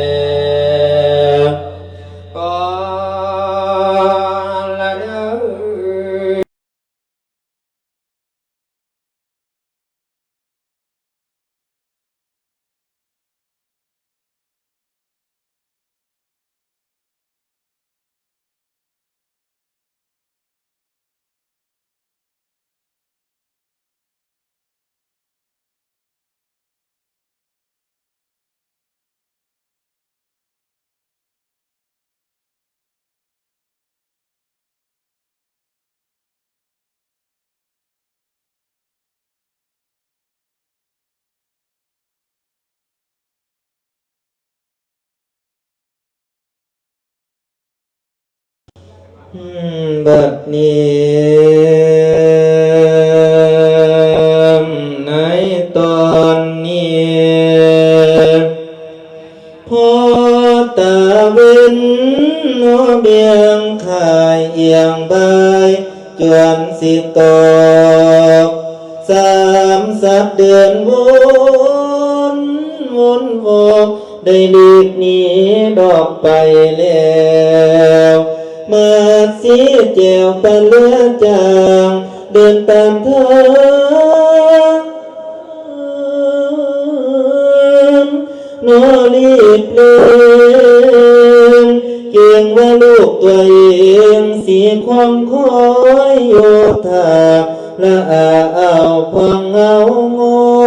มหากตาเสือเลือนเกือบลงได้มอมปากถึงสาลังของบุตตาสิมาลับขันละทางกะจางจอยสมละงมเอือนเดินลงมาเขียมปาว่ากันหาชาลีเมียเจ้ามาหอดแล้วข้ามแก้วไปอยู่ใส่ลูกเมีย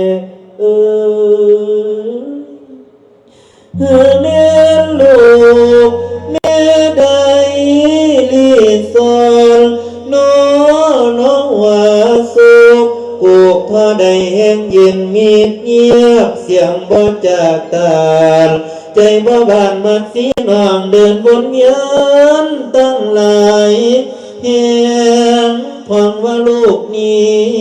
แก้มกลล่อหลอกลวงถึงอาสมเขียดกวางมัดสีลวงเดินหาปากว่ามาคำมาอันคำเลี้ยงลงแล้วถึงบางล้างนกกูแล้วหลายนิ้วแต่พ่อพานหาบ่พอสองกุมารขึ้นกับการพระพี่เจ้ามาสิเว้ากล่าวถามพี่นางเอ้ยลูกเขาตายจุ่มน้ำหรือไปเทียนพระนาได้โนพี่โน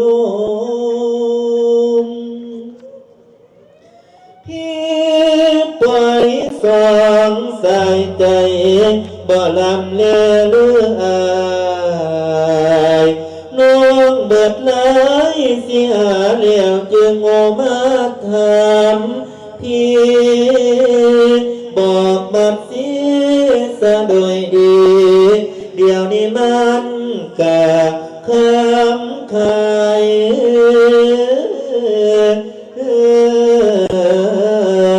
บ่จักยายสิเที่ยวหานั่นดอกเด้อพี่นาง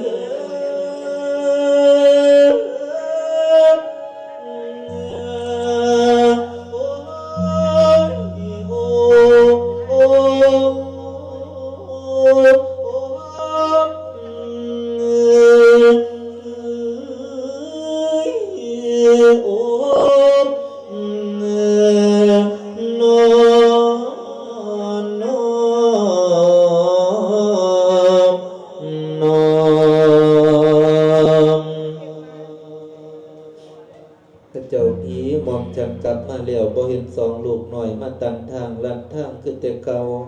แม่นสองกันหาเชอรี่ลูกเฮาไปทางใดเสด็จผีเห็นลูกเฮาบ่เพียงค่ะบ่ปากคือบ่ปากบ่เห็นสองกันหาเชอรี่เฮาเรียนอยู่ข้างงานสมในติพีตะกี้เห็นอยู่ เดี๋ยวนี้เด้ เดี๋ยวนี้บ่เห็น ลูกไปทางใดสั่นเสด็จพีบ่รู้ เอามองฉันกับฝากพีตัวเบิ่งแย่งให้คือสิว่าบ่รู้บ่รู้แล้วเบิ่งเวลาเบิ่งก็รู้มันจังโมงแล้ว บ่ายสองกว่าๆนี่ล่ะพี่ บ่ายสองกลัวๆนี่บ่เกินบ่ายสามกลัวๆก็ต้องลงเด้อมัดซี่ เพียงค่ะ มัดซี่เอ้ย จังใดพี่ เจ้าเบิ่งเวลาเบิ่งทุกมื้อเจ้าคือมากก่อนเพลงมื้อนี้ซุมื้อเจ้ามากก่อนเพลงบัดมื้อนี้เจ้าเป็นหยังจังมาซ่าแท้ คือว่างอมฉันมีเหตุหลายสะดอกเสด็จพี่ อย่ามาเว้าอย่ามาเว้า ไปหาผลไม้หาได้ก็บ่หมาน มีอะไรหยังมากไม่บ่มันนี่หยังมายิ้มเป็นหยังคนให้อยู่นี่ ตีคิวเสื้อไผ ตีคิวใส่มัดซี่นี่เดียว หาได้ก็บ่หมานสะดอกพี่ผลไม้ก็ได้ โอ้ยจะแม่นมันโพดมันโพดหาได้ก็บ่หมันว่าติ แม่น นี่ที่เหตุผลที่เจ้ามาซะ แม่นเพียงค่ะ จ้างซะแหน่ก็บ่เสียเด้อจ้างซะแหน่ก็บ่เสียเด้อ ซ้ำบ่นำเสด็จพี่ ซ้ำมาหยังอีก ก่อนสิเข้าสู่อาสม ไปหยัง มีราชสีห์เสือโครงเสือเหลืองมาตันทางรัดทางไว้ พุ่นน่ะ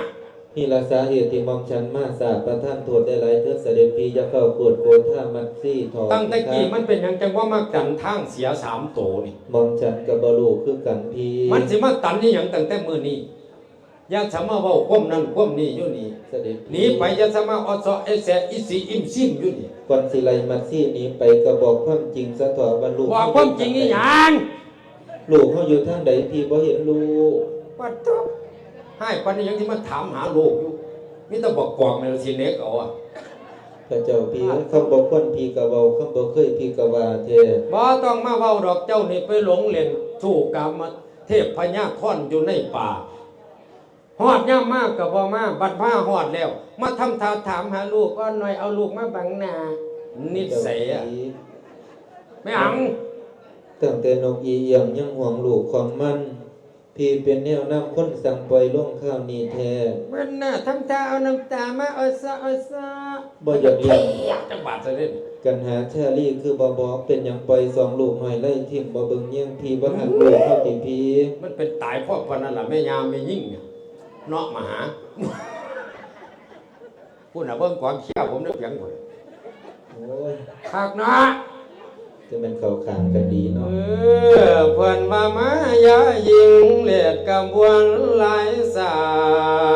สตร์ทำกุลล้อทะเลงเปลี่ยนหลายเลียดไผผู้เห็นมองเตือสิกลมย่องบาดี วันนี้นั่งหักไปในดาวดงดวงเดือนเดือนหาเพื่อนพ้องตามทนก็บ่มีฉันบ่เห็นดีด้วยดอมนางแม่แต่น้อยตัวหักลืมลูกน้อยไปเลิงเล่นล่วงกามพันพี่เน่าอยู่ห้องเสวยราชเป็นกษัตริย์พี่สิตาขอนางให้มิงมัวละนามีอันให้อาจารย์ผู้เดียวก็ได้ดอกไม้เจ็ดเจ้าสัววัดสะเกียรติเลยมันเด้อล่ะเอ้ยคุณเพิ่นมาจุกมาแถมสมพานเห็นบ่ไทยพีนั่นน่ะมีบ่ไทยเจ้าอ่ะ ไทยพี่จะเป็นหลายเนาะ โอ้ยในตอนนี้ละนางเอ้ยแค่แต่นี้มาเพียนสร้างบำเพ็ญวัตเพศโหสิให้เจ้าเป็นครั้งแรกปฐมทราบน้ำตาบ่ย้อยอย่าทำทาเยี่ยเสียน้ำไหลแปรเติมน้ำถูกคำโบราณเมาอัลบาบุตรตาเจ้าไผ่นอสิรู้เรื่องพี่บ่ได้ทราบเรื่องอย่ามาสอเสียดถามชาติผู้หญิงหน้าด้านทำทางเบียบน้ำตากะจังมามายาหญิงเลียดกะมวนหลายสันโลเลเลียงสลายเปลี่ยนไหลเลียดหลอกแลกเลียนล้มเลียนเจ้าเดียนไหล เจ้าอย่าพี่ตีไข่ถามกินแต่แกงไก่ไข่บ่เจ็บปวดเนื้อไผสิหัวปัวพันแม่นหาผัวให้มันสินางคนไม่ไข่ควงนางสิมิดอ้อยจ้อละคือสิมิดอ้อยจ้อยาแก่ว่าเอาเลือ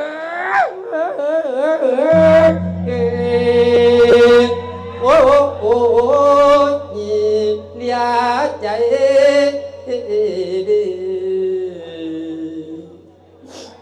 นี่ตนเจ้าของเด้มาอยู่ป่ามากับมาน้ำเมียบัดมาหอดแล้วบัดไปรักเล่นสู้ ข้าเจ้าพี เรียนตนเจ้าของเด้ หม่อมฉันบ่เคยนอกใจเสด็จพีจักเทื่อดอกเว้าไปทั่วหลายทั่วพี อันนี้เสร็จเฮียได้เนี่ย ว่าเป็นเสียดน้ำตา จะน้ำตาน้ำนั่นละวาสนาเนาะวาสนามีเมียอยู่คนเดียว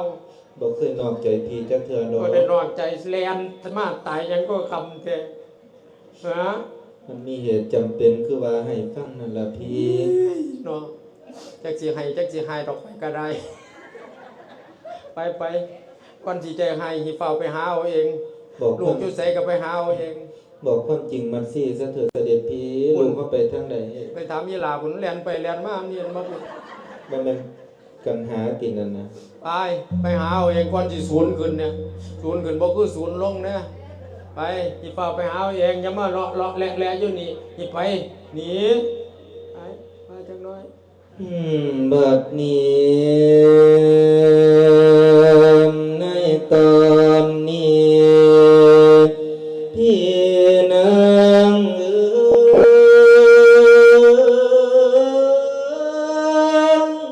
สิว่า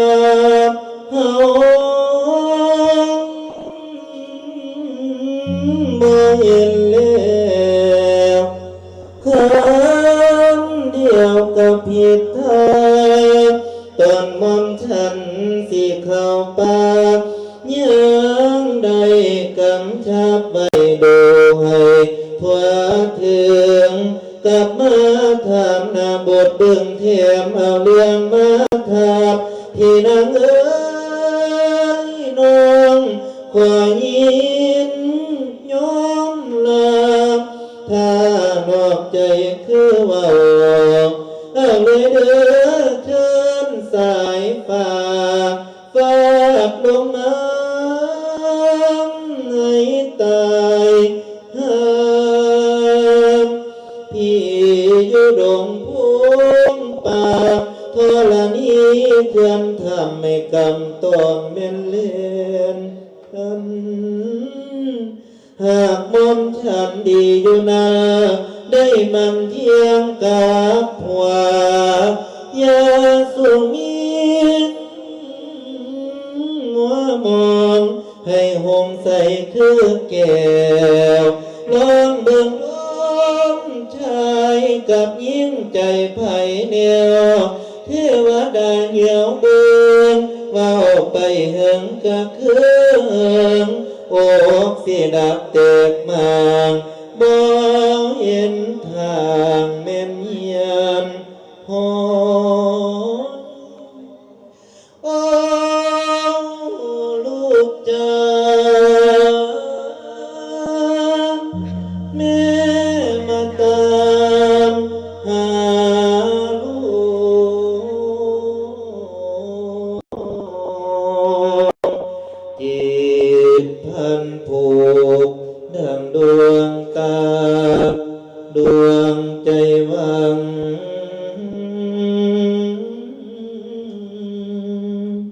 เจ้า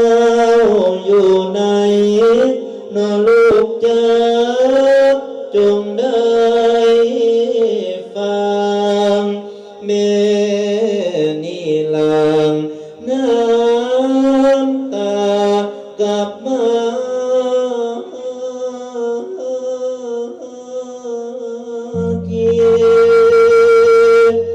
เนื้อจากตกลงน้ำมาลีใหญ่เห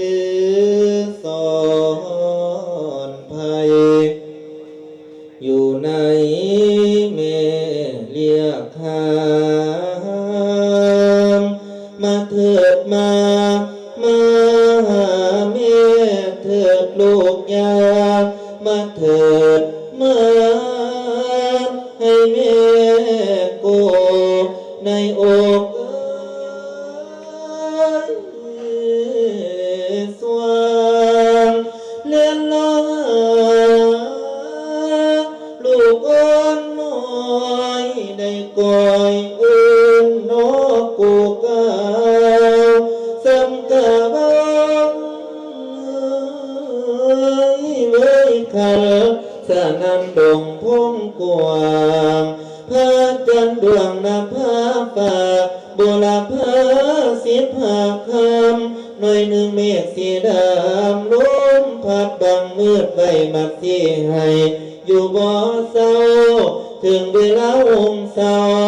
มือไม่ก็ยังหาจนปัญญาเบิดหนทางวางสิหากะเสียแล้วกลับมาทวนเดิดหัวแก้วลายเหนียวแต่ว่าคุณที่ขาลูกอ่อนหน่อยไปแท้ที่ใดมักสิเราใจพาบ่ใส่หูฟังนั่งบึงตึงอึงอ่ำบ่ปากน้ำพ่อน้อยเลยสาวอยเวียนลมได้เบิดล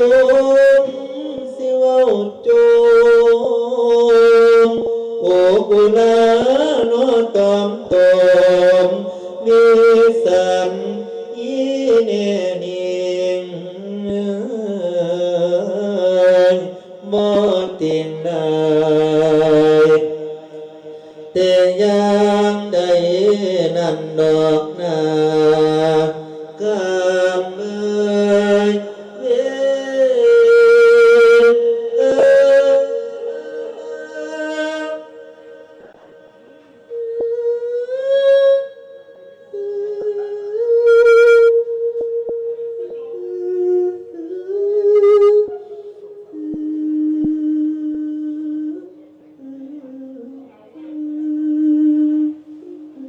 โ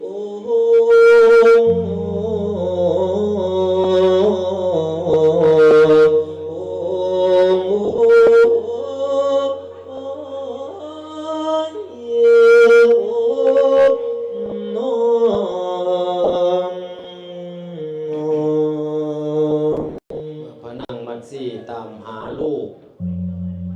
เรียนกลับไปกลับมาระยะทาง30 โยชน์เห็นจะได้ขณะนั้นก็ด้วยความเหน็ดเหนื่อยเมื่อยล้าด้วยความคิดถึงลูกด้วยถาโถมเข้ามาเห็นให้นั่งสลบต่อหน้าพระพักตร์ของพระสวามีพระเวสสันดรตกใจห่วยตายดีบ่น้อบาดเนี่ยวะนะคือหายค่อยๆหนึ่งคือหายค่อยๆหนึ่งคือจังสลบลงนี่ตัวเพิ่นว่ากว่าจะรู้ว่าสิ่งนั้นมีค่าก็มาเห็นค่าในวันที่เสียไปแล้วบางคนเสียไปแล้วจังมาเห็นค่าลูกเต้าคือกันพอแม่ตายแล้วพี่แม่ตื่นมาแม่ไปกินข้าวแม่ลูกสิพาไปเที่ยวทะเลเมื่อตอนแม่อยู่แม่ขอให้พาไปจะไปอย่างนั้นคือเด็กน้อยเด็กเล็กนี่แล้วลูกเต้าเราหลานมีพ่อแม่อยู่กับดูแลให้ดีมีคู่ครอบตัวแม่เมียดีก็ดูแลกันในเรื่องนี้ในกันนี้ก็ได้จบลงในตรงนี้แหละว่าเมื่อพระนางมัตสีสลบพระเวสสันดรก็โศกสันลำพันธ์เอาน้ำมาลูบหน้านางมัตสีฟื้นตื่นขึ้นมาบอกความเป็นจริงพระนางก็อนุโมทนาสาธุกับปิยปุตตทานการให้ทานลูกผู้เป็นที่รับจบลงไปในกันมัตสีรับประดาไปด้วย90 พระคาถานิทธิตาต่อไปขึ้นในกันสักกบับสักกบันท่านเมียมัคควานแปลงลางพระอินทร์ลงมาขอถ้ามีคนมาขอเอาพระนางมัตสีไปจริงๆอยู่ไม่ได้พระเวสสันดรนั่งสมาธิเพราะเป็นสมาธิดอกไง สิอยากน้ำเพ่นอยากน้ำจังหันอยากน้ำผลหมากลากไม้ด้วยความห่วงหาอาลัยคิดหอดศีลมั่งแตกกระเด็นเอาไปมาพยินท่าเทวราชก็ปลอมเป็นพราหมณ์มาขอเอาพระนางมัตสีพระเวสสันดรก็มอบพระนางมัตสีให้แก่พราหมณ์แปลกหน้าพราหมณ์แปลกหน้าก็ได้ถือโอกาสรับเอาแล้วลังทักษิโนทกวารีตกลงเหนือมือพราหมณ์อนุโมทนาสาธุการเป็นที่เรียบร้อยก็นำเอาพระนางมัตสีกลับมาส่งคืนแปลงร่างเป็นพระอินทราเทวราชเช่นเดิมอุโคตเสียงกังว่านกึกก้องมอบพร8ประการขอบขอหนึ่งขอให้ลุที่แม่งพญาพอมาเชิญกลับพอที่สองสิขอตันให้ใจบานบุญแผ่พนันบันนี้บัดที่นี่ให้ได้ปลดปล่อยแก่ผู้โทษให้โทษประหารข้อที่สามพวกภัยบานผู้มาเพิงอย่าผิดหวังอยากได้ยังให้สมใจผู้สุขคนผู้มาสนขอสีตนของข้าอย่าพอใจเมียผู้อื่นขอให้หลักลาบลื่นแต่เมียเข้าผู้เกาหลังข้อที่หาลูกทั้งสองขอให้ขึ้นอยู่อย่างคล่องลาดปางป่าข้อที่หกสิ่งหน้าของจิตให้เกิดมีม่วนพร้อมข้อที่เจ็ดให้บุญน้อมของท่านอย่าได้ขาดข้อ8อาจลาดขึ้นเมื่อฝ่าบัดหาตายจบลงไปพร8ประการครบจบพอดีสกบัน43คาถาตาต่อไปขึ้นในกันมหาราชในกันนี้กล่าวถึงพระเจ้าทานกรุงสนชัยนิท่าไปนิมิตเกิดฝันบ่คือเขาปันว่าชายชะล่าเท่าเอาดอกบัวมาย่อยืนคุณยายเอ้ยดอกหนึ่งบานสดซื่นดอกหนึ่งตุ่มยังบ่อาใสจ่าสะอาดสีส่งสุบินสำนีเลยตื่นมื่นผักเชิญหวนมาท่ายถักเสียงดูสิเกิดล่างอีหยังบางพญากวนหวนอ่างบอกว่าบ่มีล่างสีโศกใหญ่บอกว่าอยากทั้งไก่สิมาพบพอหนาพญาเจ้าสิเบิกบานกาลครั้งนั้นเองชั่วโชกภาพก็จูงเอาสองกุมารลงทางพระเจ้าทานสนชัยนั่งอยู่พอเกยท้องมองเห็นสองหลานหลับนึกสงวนใจวุ่นซ้ำเขาขุนละมาเฝ้าหลานเล่าหรือไผแน่เขาช่วยโชกลากแจขึ้นถวายบาตรไทยถวายให้แก่พระองค์เมื่อถวายแล้วก็ไทยเอาสองกุมารชาลีพันตำลึงท่องกันหาของ700พ้อยนิ่นขาถาหมอกปราสาทเก่าสั่นในภาพใดผักเศร้าสร้างให้เลี้ยงทานเท่าตามทีเล่าประสงค์สู้ควรองค์สองหลานมวลสนานย่ามเศร้าชู้ชะโกกินเข่ากินบ่เศร้าท้องจังแตกกินจังไหนจังพ่อท้องแตกวันดีกินจังไหนวันดีกินทั้งสี่ไงกินคักกินแน่ฟังเบิ่งเด้อพอขั้วหลวงเขาสิเลี้ยงพามพ่อขั้วหลวงเขาหากตกแต่งไว้ด้วยดีสัพพสันปิงกี้หมกหมากมีและแกงปลาน้ำกุ้งหม่ำและยำปีหมกขี้สีใส่น้ำปานแอกหมกหมักแปบใส่น้ำสมผักเป็นของหมักกะอิตาลุงผ้าหามน้อยบ่นานมันก่อนเลยกินบักขามป้อมเมิด3การเสื้อต่อแต่นั้นมันกันกินมักเผาเมิด7แซงกินแจงเมิด7หม้อละ3หมูน้อยก่อนถูกเครื่องข้าวมาใส่ก่อนเบิ่นโบราณพันก็ย่อเครื่องหวานมาสดก่อนทวนแล้วแลก่อนกินน้ำแล้วแลก็ล้างปากหายใจมือขวาสากขันหมากมาเขียวมือซ้ายเหนียวเอาเมียงมาโอมเท่าเลยขึ้นเหนือบรรทมเท่าสายตอนแต่นั้นพญายพามกระยายทองไปมาบ่ไรทองเท่าไข่กุ้งข้างนอนให้หอนหวยอยู่กลางผานศาสตร์ใจเท่าจังขาดเลยจริงอยู่เลียมือขวาเสร็จน้ำตามือซ้ายลูบทองน้อยห้องหำให้ว่าโอ้ย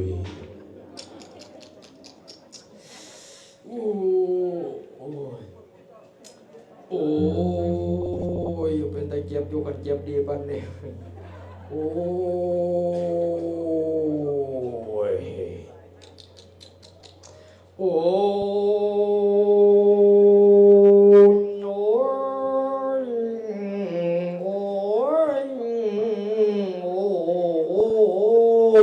เหมือนใด ลังป่วยเป็นพยาธิป่วยตั้งมือตั้งนานนั่นแล้วนา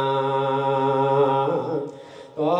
แต่นั้นเขาจึงไปท่านหมอยามารักษาพามโนหมอยาหลวงก็จึงมาพ่อยหมอยาน้อยก็จึงมาพ่อพันโตแต่นั้นเขาไปหายาใส่กับบ่ท่านจึงไปได้หากไม่ขอรอทอโป่งอาจารย์มหาใจนี่ละไม่ใหญ่มาฝนใส่ให้ทองพามสุกทองพามขบสุเขาจึงไปยาประจุมาใส่ให้ทองพามแวบทองพามขบแวบเขาจึงไปได้หากมักแปบมาใส่ให้ทองพามดีทองพามกบดีเขาจึงไปหากพังขี้มาใส่ให้ทองพามหายทองพามกบหายน้อยบ่นานใส่ผ้ามพันแตกปีผ้ามพันแตกปอกหยอกผ้ามพันแตกปองทองผ้ามพันแตกเอ้าโอ้ยแตกก็บ่แตกซื่อๆดอกยมเอ้ยแตกถือคงพญาเพสองด่านสามด่า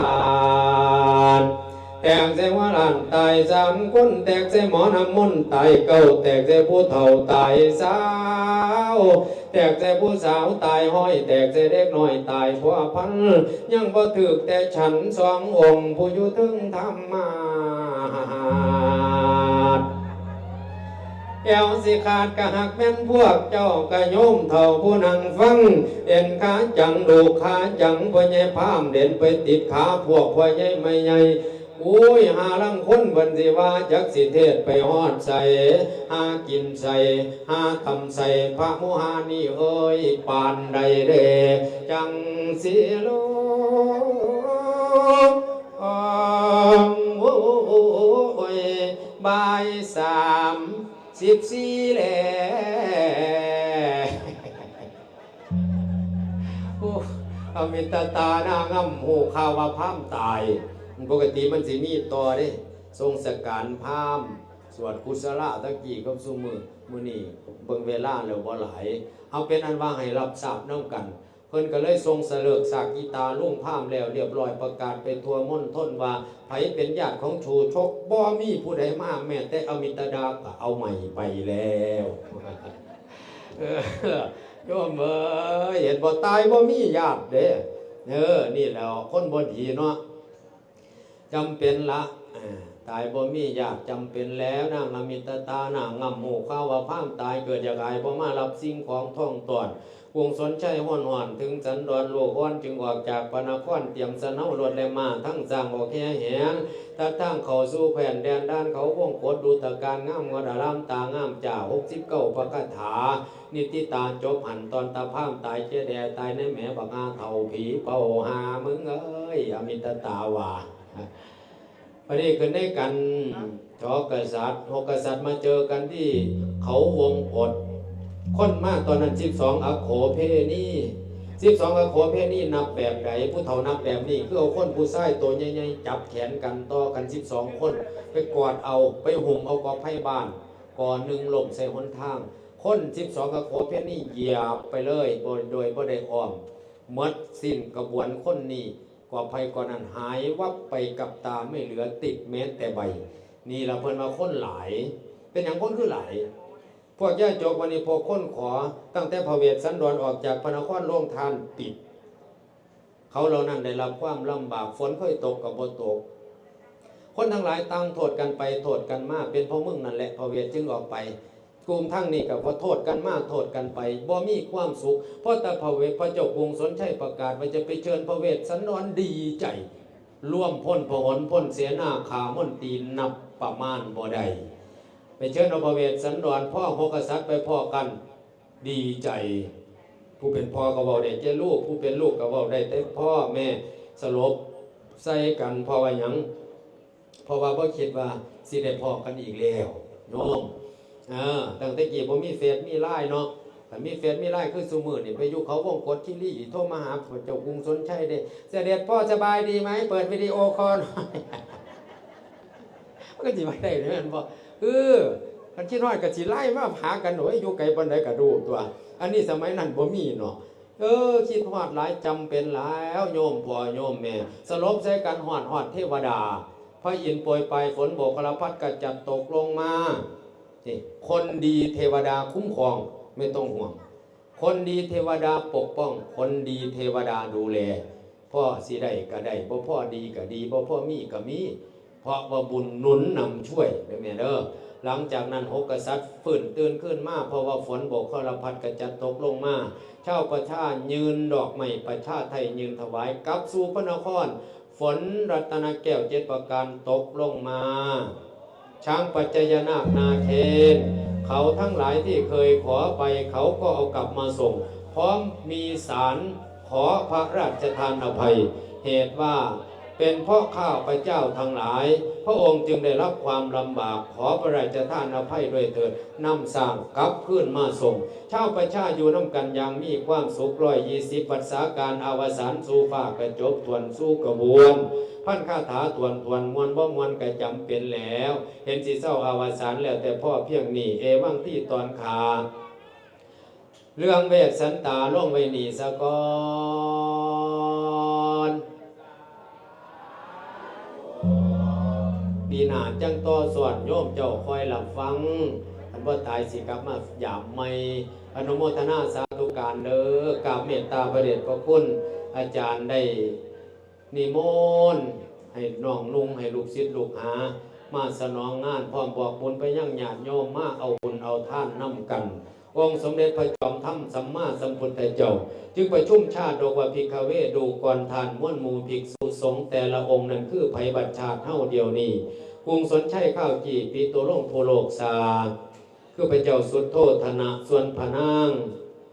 พุทธดีได้แก่พระนางสิริมหามายาพระนางมัดซี่ได้แก่พระนางพิมพาส่วนเจ้าชายชาลีได้แก่พระราหุลส่วนพระนางกันหาเป็นอุบลวรรณสง่าสีงามโกชั่วชะโกผ้าหายกับกายเป็นผู้แข่งเทวทัตผู้กันแก่งกำสีเกี่ยวพันอมิตตาชาตินั้นกับเกิดอุบัติมาให้แม่นั่งจินจมานาวิกาบลอาเวียนตองคนทำของข้าวกี่กับเพื่อนมาแม่นพวกทานก็ได้ท่านก่อรวมกุศลสั่งห่วมมาเวทสันตาเจ้าฝ่าภูเขาป่าวงกฏก็คือเฮาตถาคตเทศนาจาเว้าจบสำเนาพ่อหูบรมผู้เทศประกาศปริวัติชาติไว้เพียงน้อยว่าหลายเอาละในตอนนี้พอแต่ถึงบรรทายหลานสิกล่าวไว้พรให้แก่โยมทั้งหลายผู้สุขจนเกียรติมาฟังเสียงแถมให้มีปัจจัยบริจาคศรัทธาเอ้ยบ่ได้ขาดดีทุกปีนั้นได้แต่งทานอาตมาผู้อยู่บ้านได้มาร่วมพิธีการบุญสมภารยังมีมาร่วมบุญในข้าวนี่โอกาสดีวันนี้โอกาสดีปีนี้เพิ่นอาจารย์มหาใจผู้ใจดีได้นำพาพี่น้องแต่งศรัทธาเอ้ยผู้มีหัวมีแหงมาร่วมบุญปีนี้สุขีล้นผู้สุขด้วยเดชกล้าพ้นแห่งพระไตรราชให้ขจัดพ้อยพายไก่ไหลเว้นไปหายศัตรูมันอย่าบังเบียดเจ้าอย่าข่มเกียดแค้นอารมณ์ปูงูเงาตื่นนุ่งเศร้าให้สดชื่นใสแสงเถิงยามแลงให้เจ้าใส่ห้องกระดังแสงไฟฟ้าชื่อว่าโลกาไข่วัดใดให้เวียนห่างขอให้ทุกท่านได้สมดังมนุษย์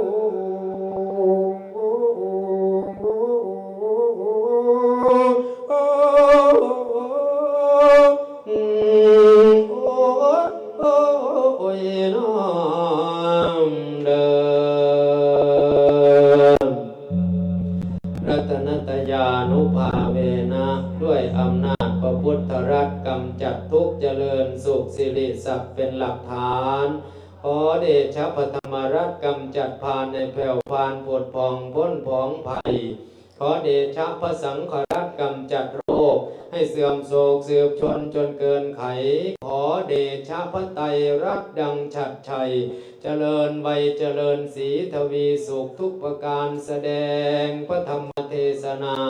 ในเวสสันตรชาตกถาสมสมัยได้เวลา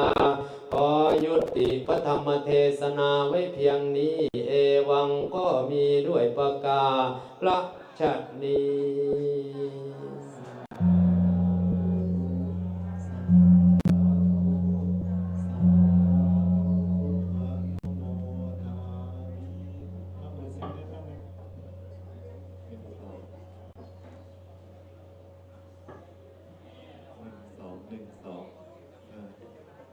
เดี๋ยวเชิญตัวแทนเดี๋ยวก่อนจะถวายเนาะเนื่องจากว่าโมเพิ่นเทศมวลที่แรกว่าที่เอา2 ชั่วโมงตัด3 ชั่วโมงอันนี้เทศเองเด้แสดงว่าไปออกตั้งดี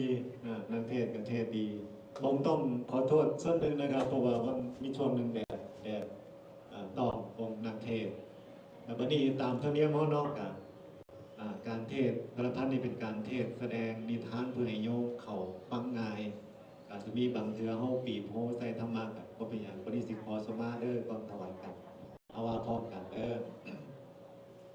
บุกาสวรรธามิพันเตสัพพังอปราธรรมะทะเมพันเตมยากตังปุญสามินาอนุโมทิตาพังสามินากตังปุญไมหังทาตพังสาธุสาธุอนุโมทามิเนี่ยเป็นบาปเป็นกรรมเด้อผู้พารักษาพระสูตรพระธรรมเอาไว้นำกันวันนี้เชิญตัวแทนญาติโยม8 ท่าน4 ท่านแรกก่อนเชิญผู้ได้ก็ได้ลุกขึ้นบ่ลุกก็บ่เอิ้นซื้อเด้เชิญ4 ท่านยืนขึ้นท่านมหาวิการไตรธรรมเดินมาเดินเลยไม่ต้องมาเลยเอาชุดที่1ก่อนเนาะชุดละ4 อย่างชุดที่1 4 ท่านเดี๋ยวท่านมหาจัดการให้แป๊บหนึ่งเดียวผ่อนอิริยาบถเชิญญาติโยม4 ท่านยืนขึ้นถวายไตรถวายตะกร้าผลไม้คือบอกอาจารย์เพียรธรรม4 ท่านแรกนับกันก็ได้ยกจุดนับกันก็ได้จุดที่1ก่อนเดี๋ยว2 15หลังเดินถวายเป็นแนวไม่ออกว่าถวายมา7เอานี่ไปให้อาจารย์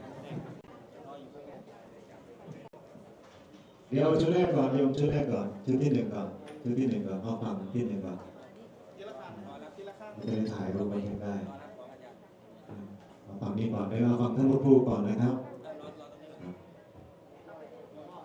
ถวายเลยนะพร้อมเทียนยาตะกี้เทียนยา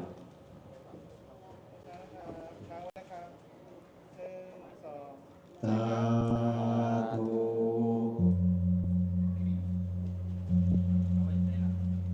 โอ้คุณพ่อสาธุ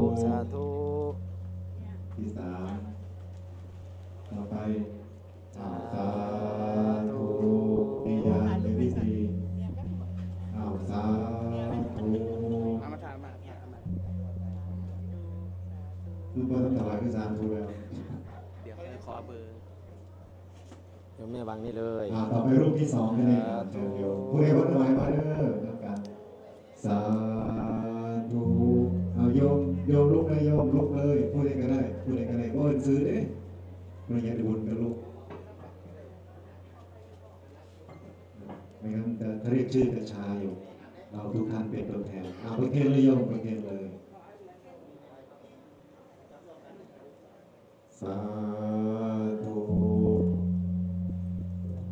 สาธุสาธุเดี๋ยวจะมาประเคนก่อนนะแล้วก็ไปรับพรเดินทางนะ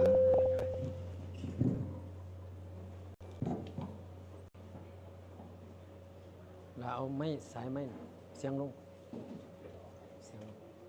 เอาลง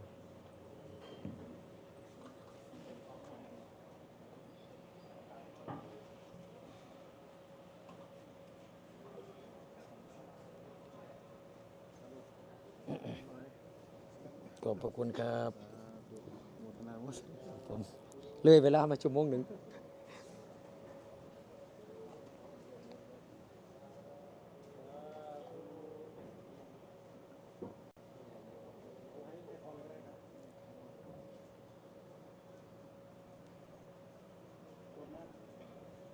ครับเมตตาขอคุณอาจารย์เด้อขอหน่อยผิดพลาดประการใดขออภัยทั้งเทศทั้งสันสันตัวนอยานผิดเอาวันที่นี้พี่น้องรับพรเด้อให้มั่งให้มีสมบูรณ์พูนผลผู้ตายไปก็ให้ได้บุญน้ำเฮาผู้อยู่ก็ได้บุญน้ำเฮาลูกอยู่บ้านหลานอยู่พุ่นบุญได้ทอกันเด้อสาธุ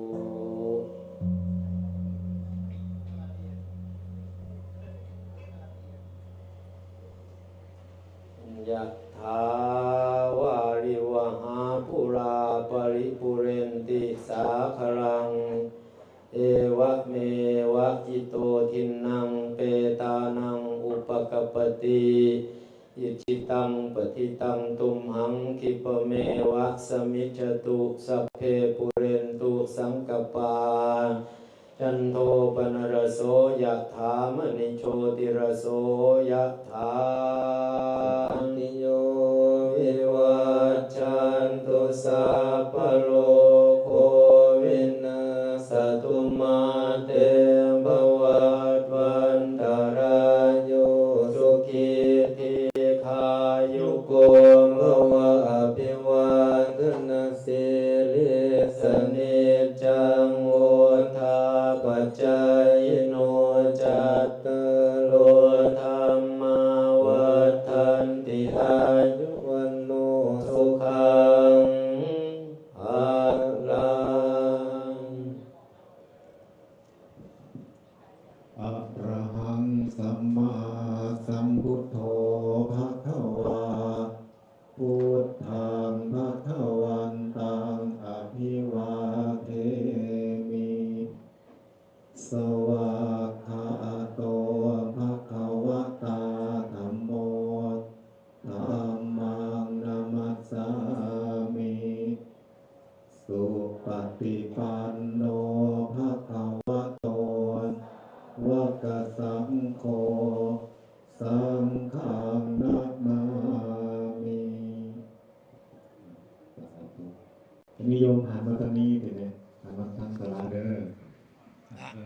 2 รายการสุดท้ายอาตมาจะพูดสั้นๆแล้วก็ได้นะครับผมเดี๋ยวผมทำพุทธมนต์แล้วก็หวานก็เป่าดอกไม้โยมก็จะได้แจกของก็เป็นอันเสร็จพิธีนะโอเคที่จะจะตกมาเลยเอาคนจะได้สมภารอะไรเดี๋ยวผมพูดก็ได้ฟังเรื่องขอโอกาสคณะสงฆ์บริสุทธิ์สมณีทุกรูปที่มาร่วมในงานบุญเทศทเวศบุญทเวศเทศมหาชาติประจำปีครั้งที่ 9 ปีที่ 13จะเล่าให้โยมฟังคร่าวๆก่อนการเทศทเวศเนี่ยความจริงเดิมก็เป็นของศูนย์รวมสงฆ์ชาวอีสาน19 จังหวัดแต่ภายหลังก็ศูนย์ได้ไม่ได้รวมตัวกันเหมือนเดิมจริงๆจำได้ปีสุดท้ายในนามของศูนย์เนี่ยก็คือที่วัดราชบูรณะประมาณปี 2556 หลังจากนั้นก็ไม่ได้มีประธานศูนย์เป็นทางการอาตมาก็เลยชวนญาติโยมรักษาก็ตามฮีตอีสานเพราะเราทุกท่านตัวมีมาตุภูมิเนาะมีบ้านเกิดของตนเรามาอยู่ในกรุงเทพว่าเป็นศูนย์กลางของเมืองเป็นเมืองหลวงแต่ว่าเราก็ไม่ทิ้งวัฒนธรรมที่ ที่นี่ก็มีทุกภาคไม่ได้มีแต่ทางอีสานแต่ว่าเราอาตมาในฐานะเป็นเรียกว่าหัวหน้ากันแล้วกันเป็นเจ้าคณะก็เลยจัดประเพณีให้ลูกหลานลูกศิษย์ดูเป็นตัวอย่างในบางวัดที่กรุงเทพเนี่ยจะมีอยู่2 วัดหลักๆนะที่จัดประเพณีอีสานหนึ่งก็คือวัดปทุมวนารามที่มีลูกศิษย์บางส่วนมาอีกอันนั้นก็จะเป็นประเพณีแห่เผิงเนาะแห่ประสาทเผิงอื่นๆอันนี้ทีมใหญ่กันส่วนยุนี่อาตมาเสียดน้อยๆเห็นพอรักษาไว้มีบุญเขาจีเดือน3อันนี้จะเป็นเห็ดลงทานหลายแน่บุญเดือน10บุญขอสากก็จะโยงมาหลายน้อยหนึ่งแต่หลายสุดคือบุญเดือน4แล้วก็ปีนี้โยมก็มาเยอะเป็นพิเศษรวมถึงสิ่งของที่มาร่วมทำบุญก็มากเป็นพิเศษอาตมาขนาดว่าจะไม่ไปทำทันแล้วนะเพราะว่าจะบอกล่วงหน้าแค่ไม่เกิน4 วันนะโยมเพราะอะไรเหตุผลหลักคือไม่มีที่รองรับโยมก็มีที่เท่านี้แล้วก็มีห้องน้ำก็น้อยสถานที่ที่จะรับรองโยมก็น้อยก็เลยไม่โปรโมทนานหลายท่านบอกว่าคือโอ้โหแล้วแต่มาบอก40,000แต่ว่าจะบอกกันในกลุ่มไลน์อีสานลานซาแต่ที่นั้นก็ประทับใจทั้งพระภิกษุสามเณรครูบาอาจารย์ที่ทราบข่าวเดี๋ยวนี้เราเนื่องจากตัวนี้ไม่ได้จัดในนามวัดนะโยมนะจัดในนาม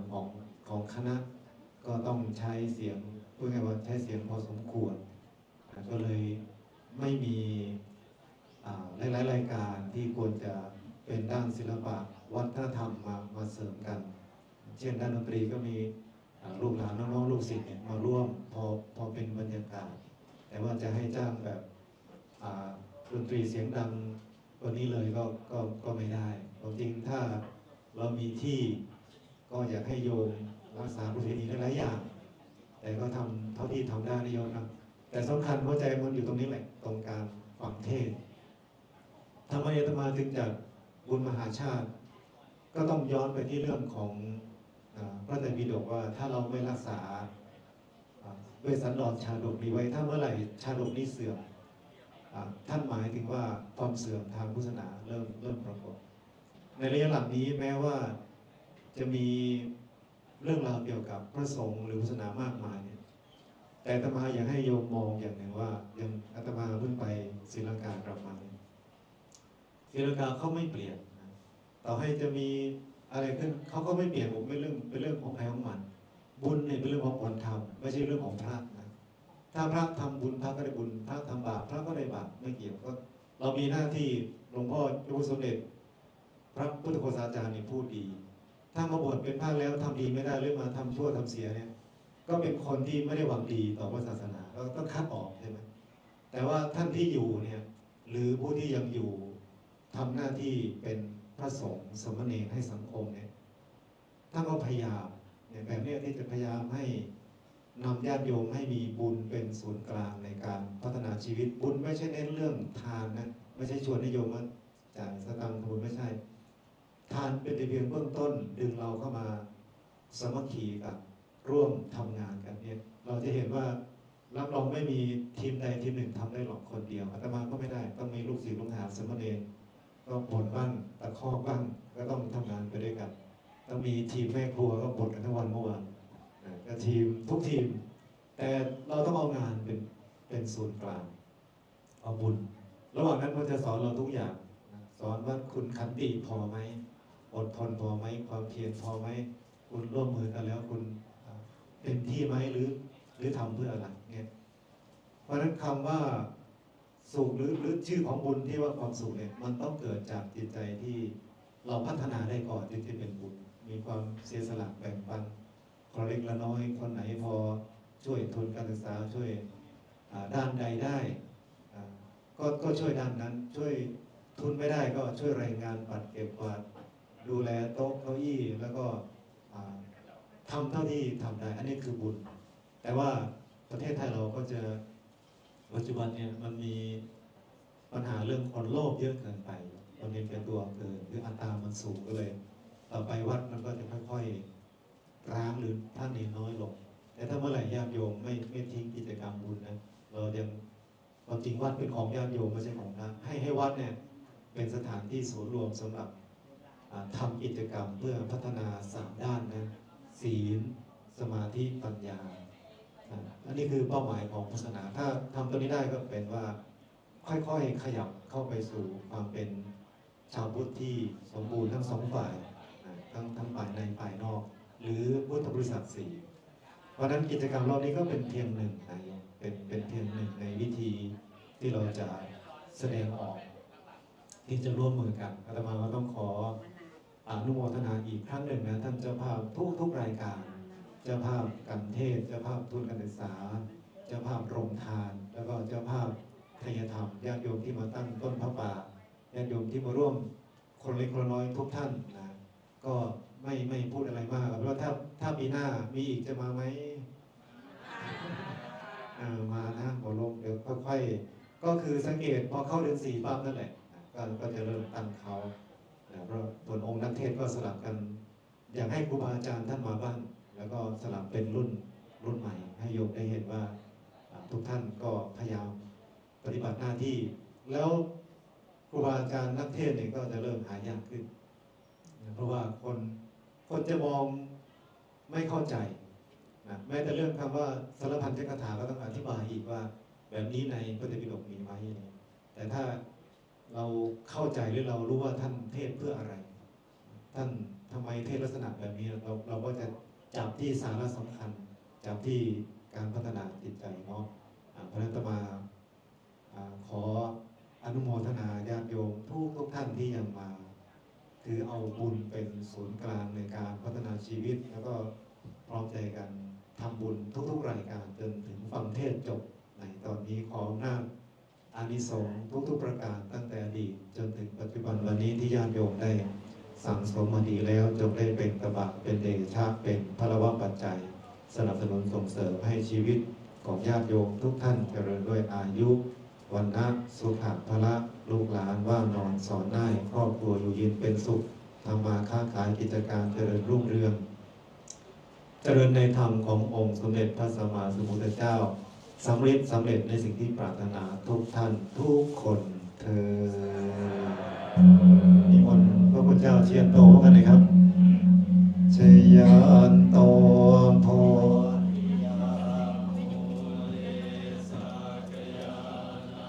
นันทิวัฒโนเอวังตวังวิจโยโหหิจยาสุจยมังคะเรอปราชิตปานรังเกสีเสปัทวิโปคะเรอภิเสเกสัพพพุทธานังอาภาปัตโตปโมทติสุนาคตังสุมังคารังสุปาภาตังสุโหติตังสุขโนสุโมโหโต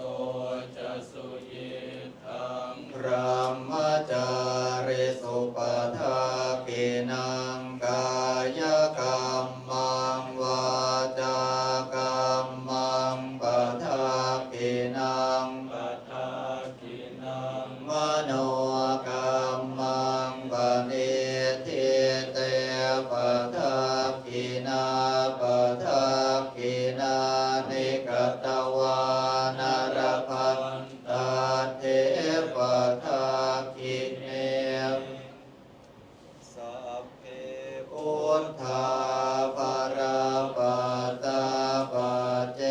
กานันจะยังปรังอรหันตานันจะเตเช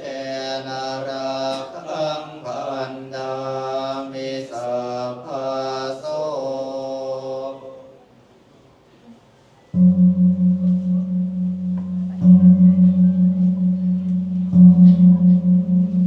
เดี๋ยวทีนี้ให้โยมเดี๋ยวจะหวานกระพึกก่อนเนาะหวานกระพึกแล้วจังไปรับก็จังถุงหน่อย หน่อยว่าพูดละ2ก็ได้เด้อ โอเคเอายกเก็บอีกแล้วเลยได้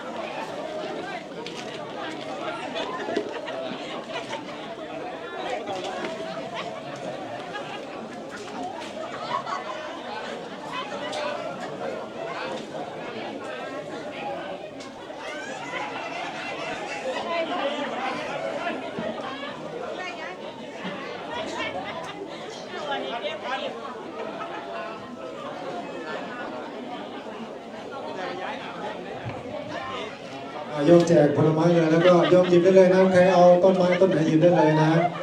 เอาเลยไม่ห่วงโยมไม่ห่วงเอาไปทานเอาไปทำบุญต่อนะต้นกล้วยเอาเป็นเครือก็ได้โยมต้องมีต้นผลไม้ติดมือคนละถุงนะโยมนะโยมหยิบได้เลยหยิบขึ้นรถได้เลยแม่ระวังชนคนนะเดี๋ยวก็นึงได้สีเหลืองนะโยมเก็บได้เลยเด้อต้นไม้เอาเก้าอี้ซ้อนกันไม่ได้โยมจะได้สะดวกนะรู้เรียนเก็บผ้าให้โยมเลยครับโยมจะได้สะดวกเก็บผ้าบนกองก็ได้โยมเก็บเลยนะต้นไม้ผลไม้อะไรเก็บได้เลยไม่จะถือว่านี้เอามาตั้งใจแจกโยมนะตั้งใจแจกโยมเลยต้นไม้ทั้งหมดเอากลับบ้านได้ต้นไหนก็ได้แล้วก็ผลไม้ทั้งหมดนะโยมผลไม้ทั้งหมดน้ำมนต์เนี่ยโยมตักเอาเด้อเพราะว่าผมไปรดน้ำต้นไม้ไปอาบทุกปีอาตมาเนี่ยเป็นคนอาบน้ำมนต์ที่เหลืออะไรถ้าโยมไม่อาบมีคิ้วกันไว้แล้วเข้าประตูเลย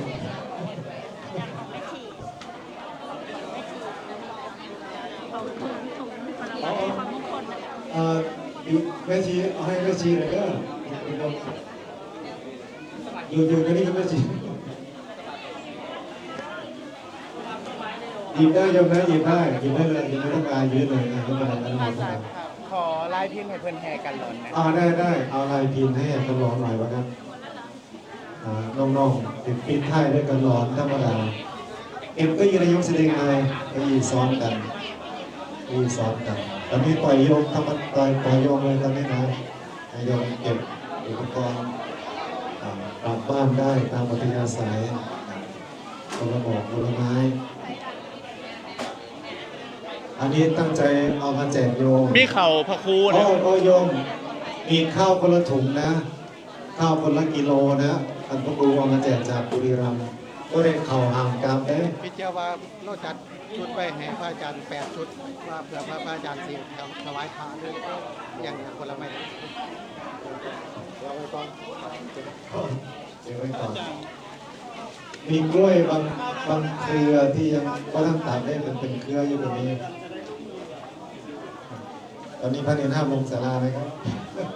บรรยากาศครับแจ้งโยมคร่าวๆเด้อเมื่อกี้ยังไม่ได้ประกาศยอดนะยังไม่ได้นับกันร้อน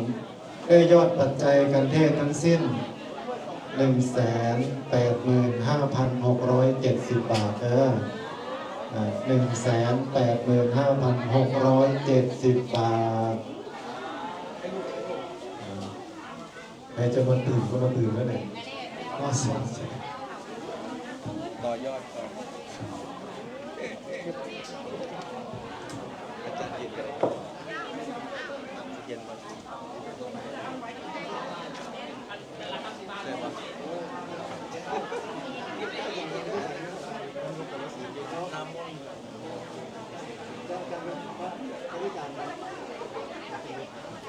แต่ว่ามันเป็นเลขาอำเภอคลองชัยเลขารองคลองชัยกันเพราะก็ได้เจ้าวัดไทยทุกคนไปอันนี้วัดท่าเมืองท่าเป็นเจ้าวัดเป็นเจ้าวัดของสงฆ์เป็นที่วัด านเพิ่นวันนี้วันที่17จะเป็นตัวแทนหลวงพ่ออันเดียวจัดการทำแม่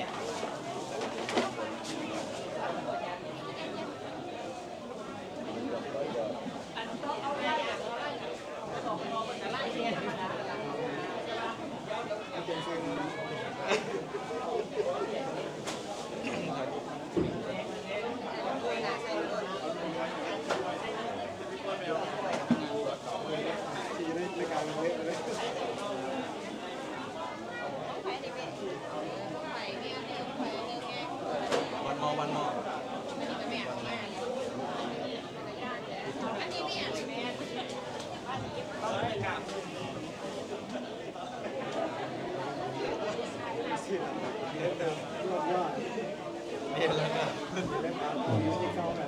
มีเข้าหอมะลิด้านซ้ายนะ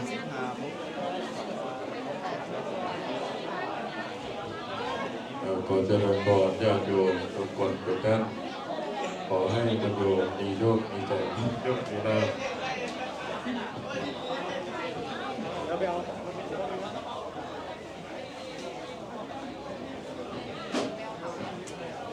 ยังมีข้าวเหลืออยู่นะด้านซ้าย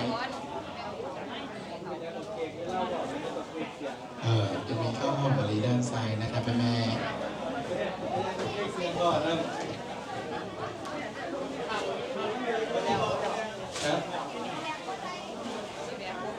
ข้าวหอมมะลิบ่อีกกี่กระสอบ3 กระสอบ3 2 1เรียบร้อยเอานี่แหละเพิ่นว่าบุญพระเวทเนาะบุญพระเวทคือการสร้างทานบารมีเสร็จงานบุญแล้วก็แบ่งกับท่านกันเด้ออันฮออยู่นี่เอารถอย่างมากเนาะนี่สิเอาเมื่อไหวบ่ไหว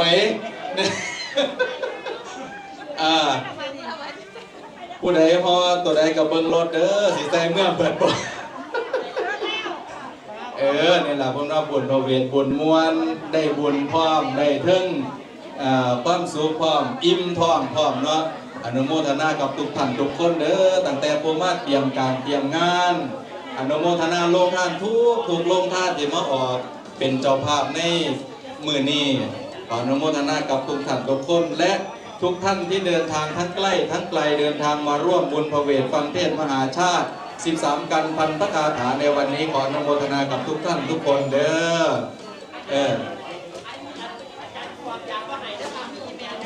เครื่องคาถาพันเครื่องพันขอไว้ก่อนเด้อเอาไว้ใส่ปีนาเด้อพอจะเป็นมาภูบุรีเครื่องพันมาภูบุรีเมี่ยงอย่างละพันอันนี้ขอไว้ก่อนเด้อขอไว้ใส่ปีนาสะก่อนเครื่องพันเครื่องแห่งต่างๆขอย่อมพ่อย่อมแม่ไว้สะก่อนเด้อยกเว้นของแห้งยาสูบแล้วก็เทียนส่วนเครื่องสดเอาไปได้อยู่พระอาจารย์ว่าเครื่องสดพวกใบผู้เขียวๆนั้นเอาไปได้อยู่แต่เครื่องแห้งนะขอไปใส่ปีนาเด้อน้ำมนต์ก็ยังมีนะน้ำมนต์สามารถนำไปผสมอาบได้นะผสมอาบได้ผู้ใดมีถุงมีขวดมาใส่เอาเด้อเอาไปผสมมือละยศมือละฝาก็ได้ได้อีกหลายครั้งนะได้หลายครั้ง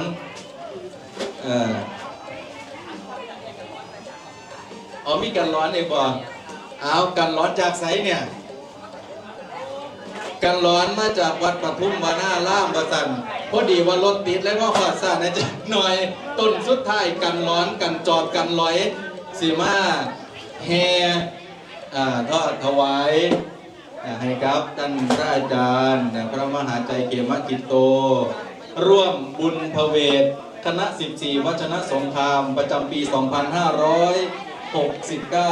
บุญยมถวายหนังสือสวดมนต์สาธุเอาพร้อมแล้วบ่เอาพร้อมแล้วก็เริ่มเลย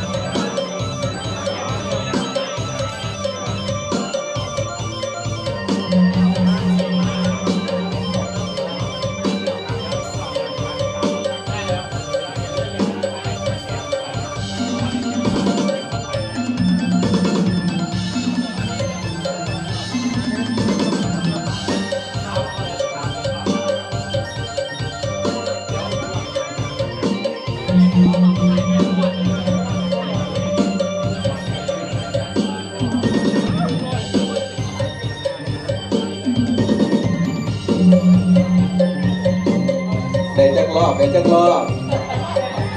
อบแล้วนับไปเรื่อย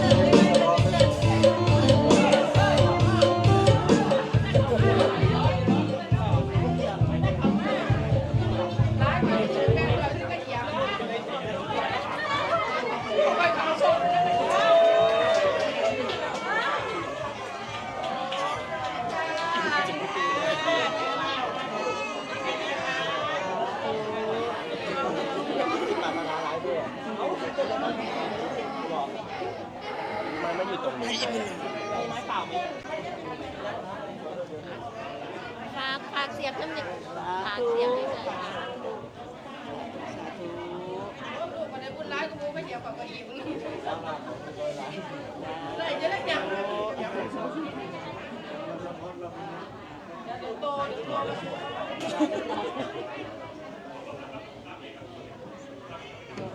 สัพเพปุเรนตุสังกปาจันโทปนังรันโตยัตถามณิโชติรันโตยัตถาสัพพิติโยวิวัชชันตุสัพพโรโควินัสสตุมาเตภวัตุวันตรายโยสุขีทีคายุโกภวะอภิวาทนาสีลิสานิจังพุทธาปัจจายโนจัตตารโอธรรมาวัฏันติอายุวันโนสุขังพลังสิทธิกิจจัง สิทธิกัมมังสิทธิลาโภสิทธิเตโชชโย